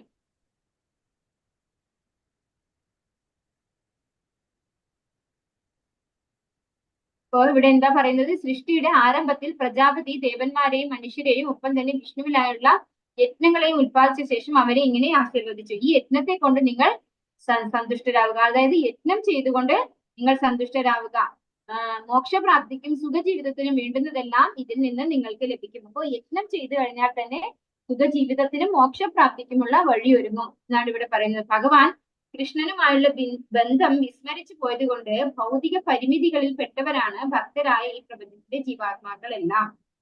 അങ്ങനെ യജ്ഞം കൊണ്ട് അവർക്ക് ഈ ലോകത്തിലുള്ള കാലത്തോളം ഉത്കണ്ഠ കൂടാതെ സുഖമായി ജീവിക്കുവാനും ശരീരം നശിച്ച ശേഷം ദൈവ സാമ്രാജ്യത്തിൽ എത്തിച്ചേരുവാനും കഴിയും. ഇതാണ് ബദ്ധരായ ജീവാത്മാവിന് വേണ്ടിയുള്ള സമഗ്രമായ പദ്ധതി. ഈ യുഗത്തിൽ സങ്കീർത്തന യജ്ഞം അഥവാ ദൈവനാമോച്ചാരണമാണ് വേദോപദിഷ്ടമായിട്ടുള്ളത്. അപ്പൊ യജ്ഞം ഓരോ യുഗത്തിലും ഓരോരോ യജ്ഞങ്ങൾ പറഞ്ഞിട്ടുണ്ട് അല്ലെ. സത്യയുഗത്തിൽ എന്താണ് നമ്മൾ പറയുന്ന യജ്ഞം? എന്താണ്? തപസ്സാണ് അല്ലെ. തപസ് ചെയ്തുകൊണ്ടാണ് ആളുകള് മോക്ഷപ്രാപ്തിയിലേക്ക് പോകാറുള്ളത്. അത് കഴിഞ്ഞ് ത്രേതായുഗത്തിൽ എന്താണ്? യജ്ഞം ചെയ്തുകൊണ്ടാണ്. ഫയർ സാക്രിഫൈസ് അല്ലെ, നമ്മൾ അഗ്നി, അതായത് അഗ്നികുണ്ടോ ഹോമകുണ്ടോ ഒക്കെ ഉണ്ടാക്കി യജ്ഞം ചെയ്തുകൊണ്ടാണ് ആളുകൾ ഭഗവാനെ പ്രീതിപ്പെടുത്തിയിരുന്നത്. പിന്നെ ദ്വാപര യുഗത്തിൽ അത് എന്തായി മാറി? വിഗ്രഹാരാധന. വിഗ്രഹാരാധനയിലൂടെയാണ് ഭഗവാനെ പ്രീതിപ്പെടുത്തുന്നത്. ഇനി കലിയുഗത്തിലോ നാമജപം. നാമസങ്കീർത്തനം. നാമസങ്കീർത്തനമാണ് യജ്ഞം. അപ്പോ ആ യജ്ഞം, അതാത് യുഗങ്ങളിലുള്ള യജ്ഞത്തിലൂടെ നമുക്ക് ഭഗവാന്റെ ധാമത്തിലേക്ക് തിരിച്ചു പോകാനും ഇവിടെ ഉത്കണ്ഠ കൂടാതെ ജീവിക്കാനും ഇവിടുന്ന് ശരീരം ഉപേക്ഷിച്ച ശേഷം ഭഗവത് ധാമത്തിലേക്ക് പ്രവേശിക്കാനുമുള്ള ഒരു പദ്ധതി. അതാണ് ഈ ഒരു പദ്ധതിയെ കുറിച്ച് പറയുന്നത്. അതാണ് ജീവാത്മാവിന് വേണ്ടിയുള്ള സമഗ്രമായ പദ്ധതി എന്ന് പറയുന്നത്. അപ്പൊ കലിയുഗത്തിൽ നമ്മള് ചെയ്യേണ്ട യജ്ഞം നാമസങ്കീർത്തന യജ്ഞം. അത് നമ്മൾ നിശ്ചയമായും ചെയ്യണം. ഇപ്പൊ ആരും ചെയ്യുന്നില്ല അതല്ലേ, ഒരു വീടുകളിലും നാമസങ്കീർത്തന യജ്ഞം ഇല്ല. അതുകൊണ്ടാണ് നമുക്ക് ഇന്ന് കാണുന്ന എല്ലാ ബുദ്ധിമുട്ടുകളും ഉണ്ടാകുന്നത്. ദേവാൻ ഭാവയതാനേന തേ ദേവാ ഭാവയന്തുവഃ പരസ്പരം ഭാവയന്തഃ ശ്രേയഃപരമ വാപ്സ്യതാം. ദേവന്മാർ യജ്ഞം കൊണ്ട് സന്തുഷ്ടരായാൽ നിങ്ങളെ അവർ സന്തുഷ്ടരാക്കും. ഇങ്ങനെ പരസ്പര പ്രീണനം കൊണ്ട് രണ്ടു കൂട്ടർക്കും പരമശ്രേയസ് അനുഭവിക്കാം. അപ്പൊ യജ്ഞം കൊണ്ട് ദേവന്മാർ സന്തുഷ്ടരാവും, അങ്ങനെ ദേവന്മാർ നമ്മളെയും സന്തുഷ്ടരാക്കും അല്ലെ. ആ ഒരു യജ്ഞത്തിലൂടെ അവരെ സന്തുഷ്ടരാക്കുന്നത് കൊണ്ട് നമുക്കും സന്തോഷമായിട്ടിരിക്കാം. അങ്ങനെ പരസ്പരം സന്തോഷിപ്പിക്കാൻ പറ്റും എന്നാണ് പറയുന്നത്. ദേവന്മാരുടെ പ്രീതിയും അപ്രീതിയും മനുഷ്യന്റെ യജ്ഞാനുഷ്ഠാനങ്ങളെ ആശ്രയിച്ചിരിക്കും. നമ്മള് ഇപ്പൊ നാമസങ്കീർത്തന യജ്ഞം ചെയ്യുകയാണെങ്കിൽ തീർച്ചയായിട്ടും ആരും സന്തോഷവാന്മാരാകും, ദേവന്മാരും സന്തോഷിക്കും അല്ലെ. അപ്പോ നമുക്ക് ഇന്ന് കാണുന്ന നാച്ചുറൽ കലാമിറ്റീസ് ഒക്കെ ഒരു പരിധി വരെ കുറയും എല്ലാവരും യജ്ഞം ചെയ്യുകയാണെങ്കിൽ. യജ്ഞങ്ങൾ ചെയ്യുമ്പോഴും സർവയജ്ഞ ഉപഭോക്താവ് എന്ന നിലയ്ക്ക് വിഷ്ണു പൂജിക്കപ്പെടുന്നു. എല്ലാ യജ്ഞങ്ങളുടെയും പ്രധാന ഉദ്ദേശം ഭഗവാനെ പ്രീതിപ്പെടുത്തുക എന്നതാണ്. വേദങ്ങൾ പറയുന്നു യജ്ഞാചരണം സർവകർമ്മങ്ങളെയും പവിത്രീകരിക്കും. അപ്പോ നമ്മള് യജ്ഞം ചെയ്യുമ്പോ യജ്ഞത്തിന്റെ ഭോക്താവ് അല്ലെ, ഭോക്താരാമ്യത്വ തപസാം സർവലോക മഹേശ്വരൻ ഭഗവാൻ 5-ാമത്തെ അധ്യായത്തിൽ പറയുന്നുണ്ട്. അപ്പൊ ഭഗവാനാണ് സർവയജ്ഞങ്ങളുടെയും പരമമായ ഭോക്താവ്. അതുകൊണ്ട് നമ്മളിപ്പോ ദേവന്മാർക്ക് കൊടുത്താലും അത് ഭഗവാനാണ് സ്വീകരിക്കുക അല്ലെ, ദേവന്മാർ അത് ഭഗവാന് കൊടുക്കും. അങ്ങനെയാണ് ആ യജ്ഞങ്ങൾ പോകുന്നത്. അപ്പൊ നമ്മൾ എക്സാമ്പിൾ പറയുകയാണെങ്കിൽ ഒരു ഗണപതി ഹോമം ചെയ്താൽ, ഞാൻ ചോദിച്ചിട്ടുണ്ട് നമ്മുടെ അടുത്ത് ഗണപതി ഹോമം ഒക്കെ ചെയ്യാൻ വരുന്നവരോട് ഞാൻ ചോദിച്ചിട്ടുണ്ട്. അപ്പൊ അവര് ലാസ്റ്റ് സർവം നാരായണായേതി സമർപ്പയാമി എന്ന് പറയുന്നു. അപ്പൊ എല്ലാം അവസാനം നാരായണനാണ് അവർ സമർപ്പിക്കുന്നത്. ചെയ്യുന്നത് ഗണപതി ഹോമം ആണെങ്കിലും ഭഗവാന് സമർപ്പിച്ച ആ യജ്ഞശിഷ്ടമായിട്ടാണ് ദേവന്മാർ പോലും സ്വീകരിക്കുന്നത്. പക്ഷെ നമ്മൾ ദേവന്മാർക്ക് വേണ്ടി ചെയ്യുമ്പോൾ നമ്മള് ഭഗവാനെ മറന്ന് ചെയ്യുന്നു. അതാണ് നമ്മുടെ പ്രശ്നം. നമ്മൾ ഭഗവാനെ മുൻനിർത്തിക്കൊണ്ട് ചെയ്യണം എന്ത് കാര്യം. വേദങ്ങൾ പറയുന്നു യജ്ഞാചരണം സർവകർമ്മങ്ങളെയും പവിത്രീകരിക്കും. അപ്പോൾ നമ്മൾ യജ്ഞം ചെയ്തു കഴിഞ്ഞാൽ എല്ലാ കർമ്മങ്ങളും പവിത്രീകരിക്കപ്പെടും. അപ്പൊ എങ്ങനെയാണ് ഈ യജ്ഞത്തിന്റെ ഒരു ഫ്ലോ, അതാണ് ഇവിടെ പറയുന്നത്. സൈക്കിൾ ഓഫ് സാക്രിഫൈസ് അല്ലെ. ബ്രഹ്മാവിൽ നിന്ന് എന്താണ് വന്നിട്ടുള്ളത്? വേദങ്ങൾ വന്നല്ലേ. വേദങ്ങൾ നമ്മളെ എങ്ങനെയാണ് നമ്മുടെ ഡ്യൂട്ടി ചെയ്യേണ്ടത് എന്ന് പഠിപ്പിക്കുന്നതാണ് അല്ലെ. എങ്ങനെ കർമ്മം ചെയ്യണം എന്നാണ് വേദങ്ങൾ പഠിപ്പിക്കുന്നത്. അത് ഡ്യൂട്ടി. അപ്പൊ അത് കഴിഞ്ഞ് സാക്രിഫൈസ്, നമ്മൾ ആ ചെയ്യുന്ന പ്രവൃത്തിയിൽ നിന്ന് കിട്ടുന്നത് എന്തിനു വേണ്ടി ഉപയോഗിക്കും? അതായത് യജ്ഞത്തിനായിക്കൊണ്ട് ഉപയോഗിക്കും അല്ലെ. യജ്ഞങ്ങളിലൂടെ മഴയുണ്ടാകും. മഴയിൽ നിന്ന് എന്താണ്? ധാന്യങ്ങൾ ഉണ്ടാകും. ഈ ധാന്യങ്ങൾ കൊണ്ട് നമ്മൾ ഉണ്ടാക്കുന്ന ഭക്ഷണം നമ്മൾ ആർക്കാണ് നിവേദിക്കുക? ഭഗവാൻ ശ്രീകൃഷ്ണനെ നിവേദിച്ചാണ് അത് പ്രസാദമായിട്ട് സ്വീകരിക്കുകയാണ് ചെയ്യുക അല്ലെ. യജ്ഞങ്ങളുടെ പ്രകടനത്തിലൂടെ വേദങ്ങളിൽ പറഞ്ഞിരിക്കുന്നത് പോലെ എല്ലാ പ്രവർത്തനങ്ങളും ശുദ്ധീകരിക്കപ്പെടുന്നു. യജ്ഞത്തിന്റെ പ്രകടനത്തിലൂടെ ഒരാളുടെ ഭക്ഷണ സാധനങ്ങൾ വിശുദ്ധീകരിക്കപ്പെടുന്നു. ഒപ്പം വിശുദ്ധീകരിക്കപ്പെട്ട ഭക്ഷ്യവസ്തുക്കൾ കഴിക്കുന്നതിലൂടെ ഒരാളുടെ നിലനിൽപ്പ് ശുദ്ധമാകും. അസ്തിത്വത്തെ ശുദ്ധീകരിക്കുന്നതിലൂടെ ബുദ്ധി ശുദ്ധമാകുന്നു. കൂടാതെ ബുദ്ധി വിശുദ്ധീകരിക്കപ്പെടുമ്പോൾ ഒരാൾക്ക് മോക്ഷ പാതയെ കുറിച്ച് ചിന്തിക്കാൻ കഴിയും. കൂടാതെ ഇവയെല്ലാം കൂടിച്ചേർന്ന് ഇന്നത്തെ സമൂഹത്തിന്റെ വലിയ ആവശ്യകതയായ കൃഷ്ണാബോധത്തിലേക്ക് നയിക്കുന്നു. അപ്പോ എന്താണ് അങ്ങനെ ചെയ്യുന്നതിന്റെ പ്രത്യേകത? അപ്പൊ യജ്ഞം ചെയ്യുന്നതിലൂടെ എന്താണ്? എല്ലാ പ്രവർത്തനങ്ങളും പരിശുദ്ധീകരിക്കപ്പെടുന്നു. അപ്പോ നമ്മുടെ അങ്ങനെ പരിശുദ്ധീകരിക്കപ്പെട്ട ഭക്ഷണ സാധനങ്ങൾ നമ്മൾ ഉണ്ടാക്കിയിട്ട് ഭഗവാൻ നിവേദിക്കുന്നു അല്ലെ. അപ്പൊ അത് കഴിക്കുമ്പോൾ ഒരാളുടെ എക്സിസ്റ്റൻസ് അല്ലെ, നിലനിൽപ്പ്, അതൊക്കെ ശുദ്ധമാകും. അസ്തിത്വത്തെ ശുദ്ധീകരിക്കുന്നു. ഇതൊക്കെ അതായത് നമ്മൾ ആ പ്രസാദം കഴിക്കുമ്പോൾ നമ്മുടെ എല്ലാത്തിലും എന്താണ്? ഭഗവാന്റെ ഒരു പ്രസൻസ് ആണ് വരുന്നത് അല്ലെ. അതൊക്കെ പരിശുദ്ധീകരിക്കപ്പെടുന്നു. വിശുദ്ധീകരിക്കപ്പെടുന്ന ഒരാൾക്ക് മോക്ഷപാതയെ കുറിച്ച് നല്ല ബുദ്ധി ഡെവലപ്പ് ചെയ്യുന്നു. അങ്ങനെ ഭഗവാനെ കുറിച്ച് ചിന്തിക്കാനും ഭഗവാന്റെ കൃഷ്ണാബോധത്തിലേക്ക് വരാനും ആ വ്യക്തിക്ക് സാധിക്കുന്നു. ബുദ്ധി നന്നായി കഴിഞ്ഞാൽ എന്താണ്? നല്ല പ്രവൃത്തിയാണ് ചെയ്യുക അല്ലെ. ബുദ്ധി മോശമായി കഴിഞ്ഞാൽ നമ്മൾ തെറ്റായ വഴിക്കാണ് നയിക്കപ്പെടാം. ഇഷ്ടാൻ ഭോഗാൻ ഹി ഭൂദേവാ ദാസ്യന്തേ യജ്ഞഭാവിതാഃ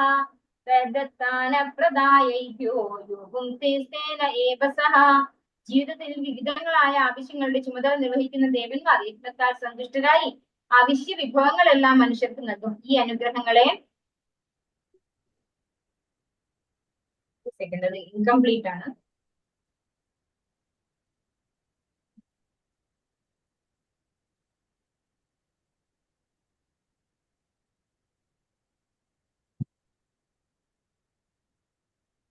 ജീവിതത്തിൽ വിവിധങ്ങളായ ആവശ്യങ്ങളുടെ ചുമതല വഹിക്കുന്ന ദേവന്മാർ യജ്ഞത്താൽ സന്തുഷ്ടരായി ആവശ്യ വിഭവങ്ങളെല്ലാം മനുഷ്യർക്ക് നൽകും. ഈ അനുഗ്രഹങ്ങളെ ആ ദേവന്മാർക്ക് തിരിച്ചു സമർപ്പിക്കാതെ മുഴുവനും ആസ്വദിക്കുന്നവൻ ചോരൻ തന്നെയാണ്. ഇപ്പോ നമുക്ക് ഭഗവാൻ, അതായത് യജ്ഞം ചെയ്തിട്ട് ദേവന്മാര് നമ്മളോട് സന്തോഷിച്ച് നമുക്ക് എല്ലാം നൽകും അല്ലെ, നമുക്ക് ആവശ്യമുള്ള വിഭവങ്ങളെല്ലാം തന്നിട്ട് നമ്മൾ അത് അവർക്ക് തിരിച്ചു സമർപ്പിക്കാതെ നമ്മൾ തന്നെ ആഹരിക്കുന്നത് നമ്മൾ കള്ളന്മാരായി മാറുകയാണ്, ചോരന്മാരായി മാറുകയാണെന്നാണ് പറയുന്നത്. ഭഗവാന്റെ മഹാത്മ്യം അറിയാത്തവർക്കാണ് ദേവന്മാർക്കുള്ള യജ്ഞം വിധിക്കപ്പെട്ടിരിക്കുന്നത്. സാധാരണ മനുഷ്യർക്ക് പഞ്ചമഹായജ്ഞങ്ങൾ എന്ന് പറയുന്ന യജ്ഞങ്ങൾ ഒഴിച്ചുകൂടാത്തവയാണ്. ജീവിതത്തിന് അത്യാവശ്യമായ ചൂട്, വെളിച്ചം, വെള്ളം, വായു, സൂര്യപ്രകാശം, നിലാവ്, മഴ ഇവയൊന്നും തന്നെ മനുഷ്യന് ഉത്പാദിപ്പിക്കാൻ സാധിക്കുന്നതല്ല. അപ്പോ ദേവന്മാർ ഇതൊക്കെ നമുക്ക് വേണ്ടും വിധം അല്ലെ, മഴയൊക്കെ അനാവശ്യമായി മഴ പെയ്തു കഴിഞ്ഞാൽ എന്താണ് സംഭവിക്കുന്നത്? എല്ലാം നെൽകൃഷിയും അതുപോലെയുള്ള കൃഷിയൊക്കെ നശിച്ചു പോവാണ് ചെയ്യുക അല്ലെ. ആവശ്യത്തിനുള്ള മഴ നമുക്ക് ലഭിക്കാനും നമുക്ക് ആവശ്യത്തിനുള്ള ധാന്യങ്ങളൊക്കെ ലഭിക്കാനും നമ്മൾ എന്ത് ചെയ്യണം? യജ്ഞം ചെയ്യണം. യജ്ഞം ചെയ്യുമ്പോൾ സാധാരണയായിട്ട്, അതായത് ഇതിപ്പോ നമ്മൾ ഈ പറയുന്ന നാമസങ്കീർത്തന യജ്ഞം ഡയറക്റ്റ് ഭഗവാനെ പ്രീതിപ്പെടുത്താണ്. അത് അറിവില്ലാത്തവർ, അതായത് ഭഗവാന്റെ മഹാത്മ്യം അറിയാത്തവർക്കാണ് ദേവന്മാർക്കുള്ള യജ്ഞം വിധിക്കപ്പെട്ടിരിക്കുന്നത് എന്ന് അല്ലെ. അത് അറിയാത്ത ആളുകൾ അന്യദേവന്മാരെ ആരാധിച്ചാണ് പ്രീതിപ്പെടുത്തുന്നത്. പക്ഷെ അങ്ങനെ പ്രീതിപ്പെടുത്തി കഴിഞ്ഞിട്ട് അവർക്ക് ഈ ധാന്യങ്ങളൊക്കെ ലഭിച്ചു കഴിഞ്ഞാൽ അവർ ആസ്വദിച്ച് കഴിക്കുന്നതല്ലാതെ അവരൊരിക്കലും അത് ഭഗവാനോ അല്ലെങ്കിൽ ദേവന്മാർക്കോ ഓഫർ ചെയ്യുന്നില്ല. എന്നാൽ അത് ഓഫർ ചെയ്തിട്ടുണ്ടെങ്കിൽ എന്താണ്? നമ്മൾ ചോരന്മാരാവില്ല. അത് എക്സാമ്പിൾ പറയുകയാണെങ്കിൽ, നമ്മളിപ്പോ നമ്മുടെ അയൽവക്കത്ത് ഒരു വീട്ടില് ഒരു വാഴ ഉണ്ട്. വാഴ നന്നായി കൊലച്ചു. ആ വാഴ പോയി നമ്മൾ വെട്ടിയാൽ എന്താ നമ്മൾ ചെയ്യുന്നത്? നമ്മൾക്ക് വേണ്ടി ഉപയോഗിക്കണം. അയൽപക്കത്തെ വീട്ടിലുള്ള വാഴയാണ്. തീർച്ചയായിട്ടും നമ്മൾ കള്ളന്മാരാണ് അല്ലെ. നമ്മുടെ വാഴയല്ല, അപ്പുറത്തെ വീട്ടിലെ വാഴയാണ്, നമ്മൾ കള്ളന്മാരാണ്. അതുപോലെയാണ്. കാരണം ഈ പ്രപഞ്ചത്തിൽ എല്ലാം ഉണ്ടാകുന്നത് എങ്ങനെയാണ്? ഭഗവാന്റെ കാരുണ്യം. നമുക്ക് എന്തെങ്കിലും ഒന്നും ഉണ്ടാക്കാൻ പറ്റുമോ? ഒരു വിത്ത് കുഴിച്ചിട്ടാല് അത് മുളച്ചു വരണമെങ്കിൽ ഭഗവാന്റെ കാരുണ്യം വേണം. നമുക്കതിന് വെള്ളമൊഴിച്ചു കൊടുക്കാം, പരമാവധി വളം ഇട്ട് കൊടുക്കാം. പക്ഷെ അത് കിളുത്തില്ലെങ്കിൽ എന്ത് ചെയ്യും? അത് കിളുത്ത് വന്ന വലിയ വാഴയായി അതിന്റെ വാഴക്കൊല വെട്ടുമ്പോ നമ്മൾ വിചാരിക്കുന്നു ഇത് നമ്മുടെ അധ്വാനം കൊണ്ട് ഉണ്ടാവുന്നതാണ്. പക്ഷെ ഈ അധ്വാനിക്കാനുള്ള ആരോഗ്യം പോലും നമ്മുടെ കയ്യിലല്ല, അതുപോലും ഭഗവാന്റെ കാരുണ്യമാണ്. അപ്പൊ അത്ര പോലും മനസ്സിലാക്കാൻ കഴിയാതെ നമ്മൾ അത് വെട്ടി നമ്മൾ സ്വയം കഴിക്കുമ്പോൾ നമ്മൾ എന്താണ് ചെയ്യുന്നത്? നമ്മൾ ചോരന്മാരാണെന്നാണ് ഇവിടെ നമുക്ക് മനസ്സിലാക്കി തരുന്നത്. നമ്മൾ മറ്റൊരാളുടെ വീട്ടിൽ പോയി കഴിക്കുന്നതിന് തുല്യമാണ് നമ്മുടെ വീട്ടിൽ തന്നെ നമ്മൾ അധ്വാനിച്ച് ഉണ്ടാക്കിയ ഒരു സാധനം നമ്മൾ ഭഗവാൻ ഓഫർ ചെയ്യാതെ. കാരണം അത് ഭഗവാൻ ഓഫർ ചെയ്ത് കഴിഞ്ഞാൽ അത് ഭഗവാൻ മുഴുവൻ കഴിച്ച് നമുക്ക് എംപ്റ്റി പ്ലേറ്റ് അല്ല തരുന്നത് അല്ലെ. നമ്മൾ ഭഗവാന് സമർപ്പിക്കുന്നത് മനസ്സുകൊണ്ട് സമർപ്പിക്കുന്നു. ഭഗവാനും അത് അതുപോലെ തന്നെ സ്വീകരിച്ചിട്ട് അത് അതുപോലെ നമുക്ക് തിരിച്ചും തരുന്നുണ്ട്, നമുക്ക് പ്രസാദമായിട്ട് അത് കഴിക്കാനായിട്ട്. അപ്പൊ നമുക്ക് തീർച്ചയായിട്ടും ഭഗവാനെ ഓഫർ ചെയ്യാം. ഓഫർ ചെയ്തിട്ട് നമ്മൾ കഴിക്കുമ്പോൾ നമ്മൾ എന്താവുന്നില്ല? ചോരന്മാരാവുന്നില്ല. അതേസമയം നമുക്ക് വേണ്ടി നമ്മൾ കഴിക്കുമ്പോൾ നമ്മുടെ ആരോഗ്യം പോലും നമ്മൾക്ക് സ്വന്തമായിട്ട് ഉണ്ടാക്കാൻ സാധിക്കാത്ത സ്ഥിതിക്ക് നമ്മൾ എപ്പോഴും ഓർക്കണം? ഭഗവാനെ ഓർക്കണം അല്ലെ. നമുക്ക് ഇതൊക്കെ തരുന്നത് ഭഗവാനാണെന്ന് തിരിച്ചറിഞ്ഞ് ഭഗവാൻ അത് ഓഫർ ചെയ്യാനുള്ള ഒരു മനസ്സ് നമുക്ക് ഉണ്ടാവണം. അങ്ങനെ നമ്മുടെ ജീവിതം ഈശ്വരദത്തങ്ങളായവയെ ആശ്രയിച്ചിരിക്കുന്നു. ഈശ്വരദത്തങ്ങളായ വിഭവങ്ങളെ ഇന്ദ്രിയ തൃപ്തിക്കായി മാത്രം ഉപയോഗിച്ചുകൊണ്ട് ആത്മസാക്ഷാത്കാരം നേടാൻ ശ്രമിക്കാതെ ഭൗതിക അസ്തിത്വത്തിൽ അധികം കുടുങ്ങിപ്പോകുന്നവർക്ക് ചോരന്മാർക്ക് അനുയോജ്യമായ ശിക്ഷ പ്രകൃതി നിയമം അനുസരിച്ച് കിട്ടും. ഇപ്പോ അങ്ങനെ ഭഗവാന്റെ സേവനത്തിലേക്ക് ഏർപ്പെടുത്താതെ അല്ലെ നമുക്ക് ഈ ഭൗതിക പ്രകൃതിയിൽ നിന്ന് കിട്ടുന്ന വിഭവങ്ങളൊക്കെ നമ്മുടെ ഇന്ദ്രിയ സംതൃപ്തിക്ക് വേണ്ടി ഉപയോഗിച്ച് ഭഗവാന്റെ സേവനത്തിലേക്ക് ഉൾപ്പെടുത്തിയില്ല എങ്കിൽ നമുക്കൊരു കള്ളന്മാർക്ക് കിട്ടുന്ന ശിക്ഷ നമുക്ക് കിട്ടുമെന്നാണ് പറയുന്നത്. യജ്ഞശിഷ്ടാശിനസന്തോ മുച്യന്തേ സർവകിൽബിഷൈഃ ഗുഞ്ചതേ തേ ത്വകം പാപായേ പചന്ത്യാത്മകാരണാത്. യജ്ഞത്തിൽ നിവേദിക്കപ്പെടുന്ന അന്നം ഭക്ഷിക്കുന്നത് കൊണ്ട് ഭഗവത് ഭക്തന്മാർ സർവ്വ പാപങ്ങളിൽ നിന്നും മുക്തനാകുന്നു. സ്വയം ആസ്വദിക്കാൻ വേണ്ടി മാത്രം ഭക്ഷണം ഉണ്ടാക്കുന്നവർ പാപത്തെയാണ് ഭുജിക്കുന്നത്. അപ്പൊ ഈ ഒരു ശ്ലോകം നമുക്ക് ഏതൊരാളോടും എടുത്തു പറയാവുന്നതാണ്. അതായത് ഗുഞ്ചതേ തേ ത്വകം പാപ ഏ പചന്തി ആത്മകാരണാത്. ഇത് ഭഗവാൻ പറഞ്ഞിട്ടുള്ള ശ്ലോകമാണ് അല്ലെ. നമ്മൾ എവിടെയും അഡീഷൻ ചെയ്യുന്നില്ല. അതായത് നമ്മൾ നമുക്ക് വേണ്ടി ഭക്ഷണം ഉണ്ടാക്കുകയാണെങ്കിൽ അയാള് ഗുഞ്ചതേ തേ ത്വകം പാപ എന്നാണ് പറയുന്നത്. ആ വ്യക്തി പാപത്തെയാണ് ഭുജിക്കുന്നത്. നമ്മൾ നമുക്ക് വേണ്ടി ഭക്ഷണം ഉണ്ടാക്കി. പിന്നെ എങ്ങനെയാണ് നമുക്ക് അത് ചെയ്യേണ്ടത്? യജ്ഞത്തിൽ, അതായത് ഭഗവാന് വേണ്ടി നിവേദ്യം സമർപ്പിച്ച് ആ പ്രസാദമായിട്ട് നമ്മൾ കഴിക്കുകയാണെങ്കിൽ ആ ഒരു പ്രസാദം കൊണ്ട് തന്നെ നമ്മള് മുച്യന്തേ സർവ്വകിൽ വിഷയി, നമ്മൾ എല്ലാ പാപങ്ങളിൽ നിന്നും മുക്തരാകുന്നു. ശരിക്കും എടുത്തു പറയുന്ന ഒരു ശ്ലോകമാണ്. ഭഗവാന്റെ ഭക്തന്മാരെ എല്ലാ കർമ്മഫലങ്ങളിൽ നിന്നും മുക്തരാകുന്നത് ഭഗവാന്റെ പ്രസാദം ഭക്ഷിച്ചിട്ടാണ്. അങ്ങനെ അല്ലാതെ, അതായത് അവരവർക്ക് വേണ്ടി ആസ്വദിക്കാൻ വേണ്ടി ഭക്ഷണം ഉണ്ടാക്കുന്നവരെ പാപത്തെയാണ് ഭുജിക്കുന്നതെന്നും ഭഗവാൻ ഈ ഒരു ശ്ലോകത്തിൽ പറയുന്നു. ഭഗവത് ഭക്തന്മാർ എപ്പോഴും കൃഷ്ണനിൽ പ്രേമബദ്ധരാകിയാൽ ഭഗവാൻ നിവേദിക്കാതെ യാതൊന്നും സ്വീകരിക്കില്ല. തനിക്ക് മാത്രമായോ ഇന്ദ്രിയ സന്ദർപ്പണത്തിനോ ആഹാരം ഉണ്ടാക്കുന്നവർ ചോരന്മാരാണെന്ന് മാത്രമല്ല പല വിധത്തിലുള്ള